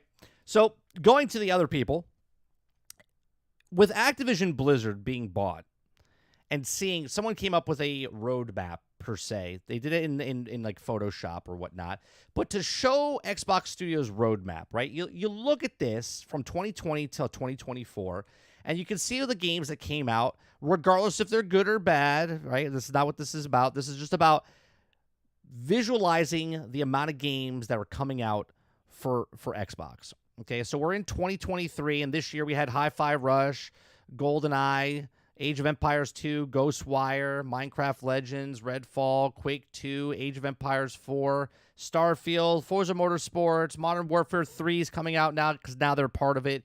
If you notice, like Diablo's not here because they didn't own them then. All right, Killer Instinct, and then starting next year we have Towerborn, Hellblade 2, Flight Simulator 24, ARA Historical Untold, Unvowed, and then we have other games that are not in the slate yet. We have Age of Mythology, Fable, Everwild, South of Midnight, Clockwork Revolution, Project Mara, Outer Worlds 2, Perfect Dark, State of Decay 3, Contraband, Indiana Jones, Gears, Elder Scrolls 6, Kojima's Project, Untitled Xbox project from People Can Fly, and then you have Blizzard AAA survival project, whatever they're working on, right? And on top of all those things, these are the live service games that are happening right now with Xbox, right? So PlayStation's trying to get 10 or 12 in the next 4 years, and we have Minecraft, Sea of Thieves, Forza Horizon 5, Fallout 76, Elder Scrolls Online, Halo Master Chief, Halo Infinite, Flight Sim, Age 2, Age 3, Age 4, Grounded, State of Decay 2, Minecraft Legends, Crash Team Rumble, and Call of Duties, right? Because they're coming out. And then on top of that, you got Blizzard with Overwatch 2, World of Warcraft Classic, Hearthstone, Diablo 2, and Diablo 4, right? When you look at this, okay, it's a lot, bro. It's a lot of fucking games. That's a lot of productions and a lot of things. Listen. Even I'll be honest with you. Let's just say only one game on each line is worth a damn. Right.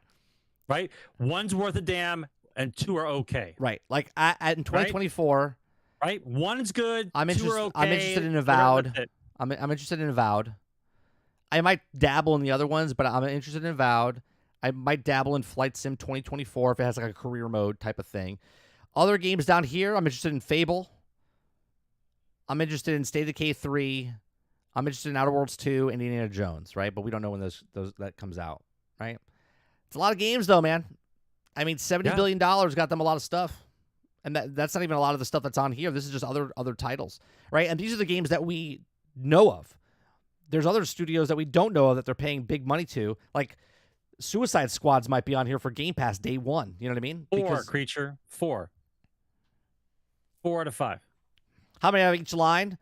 They fuck up royalty? I mean, even if they do, I mean, what's a fuck up royalty? Right? Like royally. You know what I mean? Well, like, what is it? Is it 50, 57? Battlefield 2042. Well, Redfall. Sure. But if this game's score within the 80s, even the 70s, high 70s, is that a fuck up royally? Well, I don't think so. In the old days, 70s is an okay game. Destiny 1 is a 75.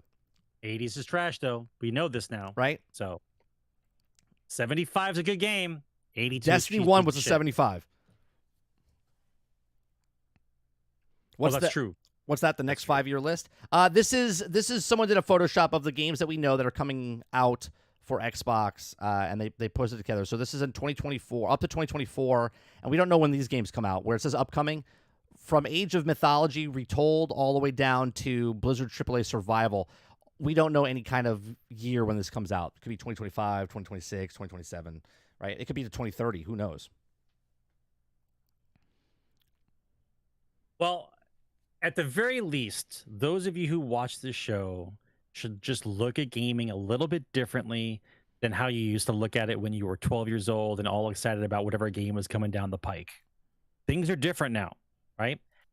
All I'm saying is be smart about who you give your money to. Stop pre-ordering. Stop giving them money before the game comes out. I don't care what the bribe is. I don't care what the skin is. Stop falling victim to this shit. Let them earn your money. Let them finish their game and then give them the money.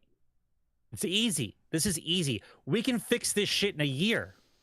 Look, we can fix this shit in a year. Look, I'm the first person to say these games come out broke, buggy, unfinished, and this is right where I put my stand. Right, I didn't touch Halo, the campaign, for 2 years. Didn't touch it. I didn't touch Battlefield 2042 until it came to Game Pass, as I said I would. Right. There's games that come out. I still haven't played Cyberpunk, right? Like, there's games that come out broke, buggy, unfinished, early access, preview. I don't touch them because I don't want to reward those people anything because I know they're coming out with games. Phil Spencer said himself, doesn't matter. Halo won't make or break. So it doesn't matter that it's broke for 2 years because, look, people are coming back to it, still playing it because they're still sucking on the tit. Okay, they just love it. They're like, give it to me, right? Because on Game Pass, you don't have to buy it. Right, it's just there, right, and that's the thing. No matter what you think, well, this game's shitty. You don't have to buy it. It's a $10 to rent it for the month, right? That's correct. Right, or $11 now. Okay. Speaking of Game Pass and $11, I thought this was quite funny. Krebsy sent this to me right before the show started. Right, Microsoft employees aren't happy that they're losing free Xbox Game Pass Ultimate. Well, look, Xbox, like I said, doesn't give a shit about customers. And it doesn't matter if you're an employee because you're a disposable tissue anyway. Okay? So they're taking away the Ultimate package from employees from Microsoft, right? So they get free Xbox Game Pass. They just don't get free Xbox Game Pass Ultimate. Because even Microsoft's like, wait a minute. We have 232,000 employees. If they all get Game Pass for free, like $50 million. That's like $40 million a year. Yeah, for Ultimate. A month. For Ultimate, no. It's $40 million for the year. Yeah, it's like $4 million a month. $4 million a month, but $48 million for the year, right? Right. That's funny to me. They're like, we need that number to go up. So Game Pass Ultimate is going to be charged for you guys from now on. They're like, wait a minute. We got to pay $17. Look, you guys are getting paid well enough to pay the $18. Right? If the people from Microsoft are complaining about spending $17 for Game Pass, then we have a whole nother discussion to have next week. I like how he works for Microsoft. He's like, wait, they're taking away what? Oh, I have Classic. Yeah, you get Game Pass. You just don't get Game Pass Ultimate. He just found out. He's like, wait a minute, I'm losing something? So I thought that was funny. So, yeah, they have 232,000 employees. It's a lot of fucking employees. And they're Do you remember firing the- 10,000 or 13,000. Well, that's normal. Yeah, This the time of holidays year. are coming up. Merry Christmas. Merry Christmas. All I keep thinking about is what was the movie with Bruce Willis? Fifth Element. I Fifth Element. was going to say it before Right? even. When they said that the strikes are happening, so they're talking to Zoran inside his office, and like, you know, a lot of strikes are going on at the taxi companies, and they really want you to do something about it. And he's like, if you can let go of some people, it'll take the pressure off of all the strikes. And he's like, you have to fire like 250,000 people. And he's like, fire 1 million. Like, didn't matter to him. Right. Fire 1 million people. And Yeah. that's when Bruce Willis gets his little thing that says he's fired as a taxi driver. You're fired, right? Didn't matter. Yeah. You're just a number, dude. You're just a number, right? When they need you, they call you. When they don't need you anymore, they don't want to pay you anymore. That's right. This is the life of a game developer, right? Somebody who works in gaming. They may need you, they may not. It's almost as bad as an actor, right? They need an actor to do a specific thing, and after they're done giving you to do what you got to do, you're done. Fired. No, you're fired. Right, you're Sarge. done. You're fired. You're fired. That's it. Right. I cannot look. Listen, I am too old to look at a video game anymore and think that, oh, it's a video game. This is going to be awesome. I can't wait to enjoy myself. Do you think that's what goes through my head when I see a video game now? Not even close, dude. Water says game devs are mercenaries now. They are. They are. We're headhunting, Like, man. for 20 years, man, that's my life. People call me up. Hey, what are you doing? You want to work on a project? Yeah, when is it? It starts tomorrow. Works on for 6 months. Okay. Right? And then when 6 months is over, I'm fired. Done. I'm fired. You're fired. Right. Right. And while I'm on that job, I'm looking for my next job. I don't understand how you guys think the world works. I think you need to stop reading headlines and you need to really read the company. I get like hugs if you care every time I walk through the door. If you care, let's say you bleed Sony. Let's just say you love Sony to death. If you would just take the time and to read the company, read what they do, read where the business is, what they sell, where they sell it, how they sell it, and understand what the business actually is. The next time you hear somebody talk about Final Fantasy 14 and whatever nonsense little girl drama you think is going on, you don't give a fuck. You'll just say whether or not that they sold enough stuff for your stock to go up, or if this game is worth me getting the special edition or not. That's all you care about. Like, it doesn't matter. Yeah, after I'm done with this podcast, Sarge, I'm fired for the weekend, and I'll be back on Monday. YouTube fired me. It's just for the weekend. It's just sad, dude. It's sad. It's sad that they treat people like this. And by the way, gaming wasn't like this, man. No. It wasn't cutthroat. It wasn't cutthroat like this. Well, no, right? because back then it was... you were building small companies into monsters. Your favorite game right now, look at the studio, look where they started, and see what games led them up to this point. Well, right. That's what you need to do. But back then, when they made a video game, it was a small team. And that small team, once they worked, let's say, 6 months, 2 years on that game, as soon as they were done, they were investing that money back into the company, and they were still working. Make the next game. They didn't get fired because they were working on the next game. That's right. Nobody was there to fire them because they were the ones making the game. That's right. So, all right. There's a lot of stories we missed. If you guys want to go watch, a lot of these topics I already covered on the earlier morning shows. So, God of War Ragnarok DLC to be announced this year. Reports claims that we didn't miss that. Ubisoft shutting down online service for 10 games, including several Assassin's Creed titles. GTA 6 patent hits a Rockstar's most immersive game yet. 2 months later, Starfield's still going strong, Sarge. We didn't get to that. But what does that mean, bro? It means that people are still playing. What does that mean? Yep. Well, people means like what? 12 people? The shitty game that no one liked, still going strong. It's like 13 people are playing it. Yeah, that piece of shit 14, game. I think it's like 14 people. Yeah. Yeah.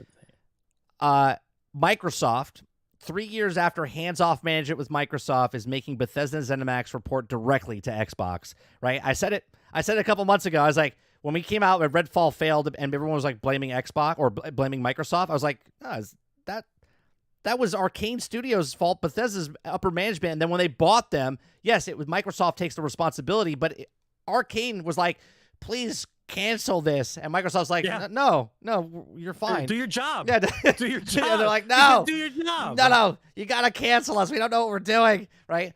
So Phil Spencer said, Booty, get your booty over at ZeniMax. Matt Booty is now in charge of ZeniMax Bethesda. So now Microsoft's like, no, this fucking shit. We're not getting any 50s anymore. We're getting 84s and 85s, okay, fuckers? Get yourself in line, go through Booty, and then approach me for Game Pass, okay? So that's what they're doing.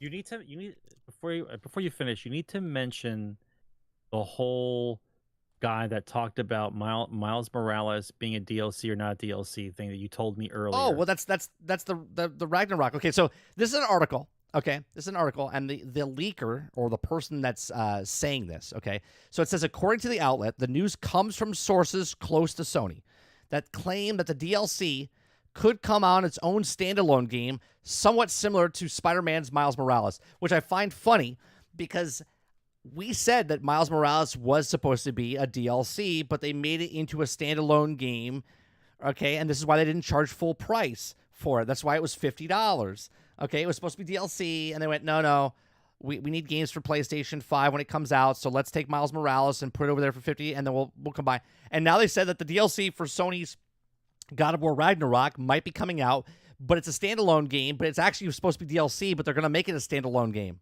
right? Which, I mean, I understand, but it's just funny that they say that. The best part about that statement is them outing themselves. Well, it says a source from close to game. Sony. We don't know if it's Sony, but a close source to Sony claims that the DLC is coming out. It's a standalone game somewhat similar to Miles Morales, right? Which was supposed to be a DLC. That's correct. Yeah, and I'm okay with it. I'm not making fun of it. It's just like, call a duck, right? Like, if I see a duck, I'm like, yeah, it's a duck, right? If I look at a game and go, that's supposed to be DLC, but they're adding just a little bit more to it to make it a standalone game, and then charge you not full price because it's not a full-fledged game, obviously, because if it was, then they would charge the full price of it. But they're like, let's throw Spider-Man in there with Miles Morales and then charge $70, right? So, what else are we missing? Ubisoft has delayed a large game thought to be Star Wars Outlaws. I'm a little disappointed in this, Sarge, if it is Star Wars Outlaws, because I was looking forward to it next year. But if it doesn't come out, I get it. It might be pushed back to 2025. But I'm a little disappointed in that regardless. I'm more concerned. I'm more concerned that Ubisoft's going to try to make it the game into something that it's not. Well, I'm not worried. I think Massive's in charge of it. And Massive with Division 1 and Division 2 and now Division 3, okay? I'm okay with them. I trust Massive to make a good game. I do. I like Division 1. I like Division 2. I'm sure I'll like Star Wars Outlaws when it comes out. I'm just mad personally because I wanted to play the game. So I got this from a good source, Mike. Division 3 is going to be in San Francisco, except it's going to be present day. Is that true? Nothing will look different. Right. It's just gonna take because photorealism guys on the street, photorealism. Right. They'll basically just photorealism present day San Francisco and turn it into a Division game. Yeah. It'll look the same. That'd be pretty funny if it was. I'm being serious. Okay. Yeah. Yep. Okay. The present day. It's not going to be like future. It's not going to be a future thing. It's present day. It's what's happening right now. Does Division 2 take place?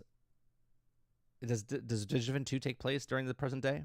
What year does Division 2 take place? It's a little further on, like 3 or 4 years from the present day when they came out. Mo says that's disrespectful, but true. He lives in California, so. I mean, come on, Mo. Let's not even get into this.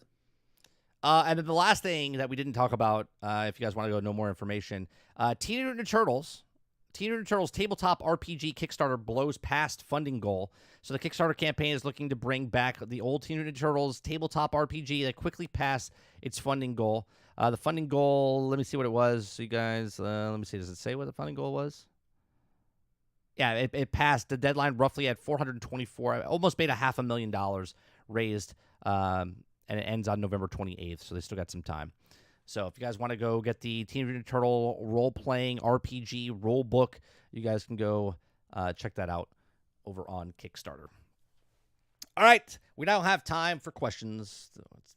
Our episode went over a little too much. We had way too many topics this week for being gone for 2 weeks. That's what happens. So we appreciate you very much for coming out and hanging out with us here on episode 371 is in the can. We do appreciate you. Please make sure you share, like, subscribe. We have morning shows that we do throughout the week, Monday through Thursday. I do a morning show. It's called Reading the News with 30, where you guys can participate in the conversations and go back and forth. I do breakout videos of those, which are coming out every single day. So your feed will be getting hit with multiple uploads throughout the Friday, Saturday, and Sunday. We do a series of Legend Bowl every Sunday at 11 o'clock, an hour before kickoff. I release my football season franchise mode of Legend Bowl following the New York Metros. So check that out on Sundays at 11 o'clock. We do gameplay in the evenings, and we do this podcast on Thursday nights, 8 p.m. Eastern, that you can watch and listen to on iTunes, Google Play, Spotify, Anchor.fm. We appreciate you very much. See you guys in the next one. Take care. Game on, guys.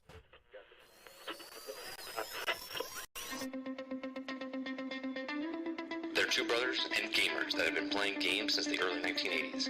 Combined, they have over 65 years experience. Join them each week as they discuss and rant about gaming and entertainment news. This is Generation X Gaming.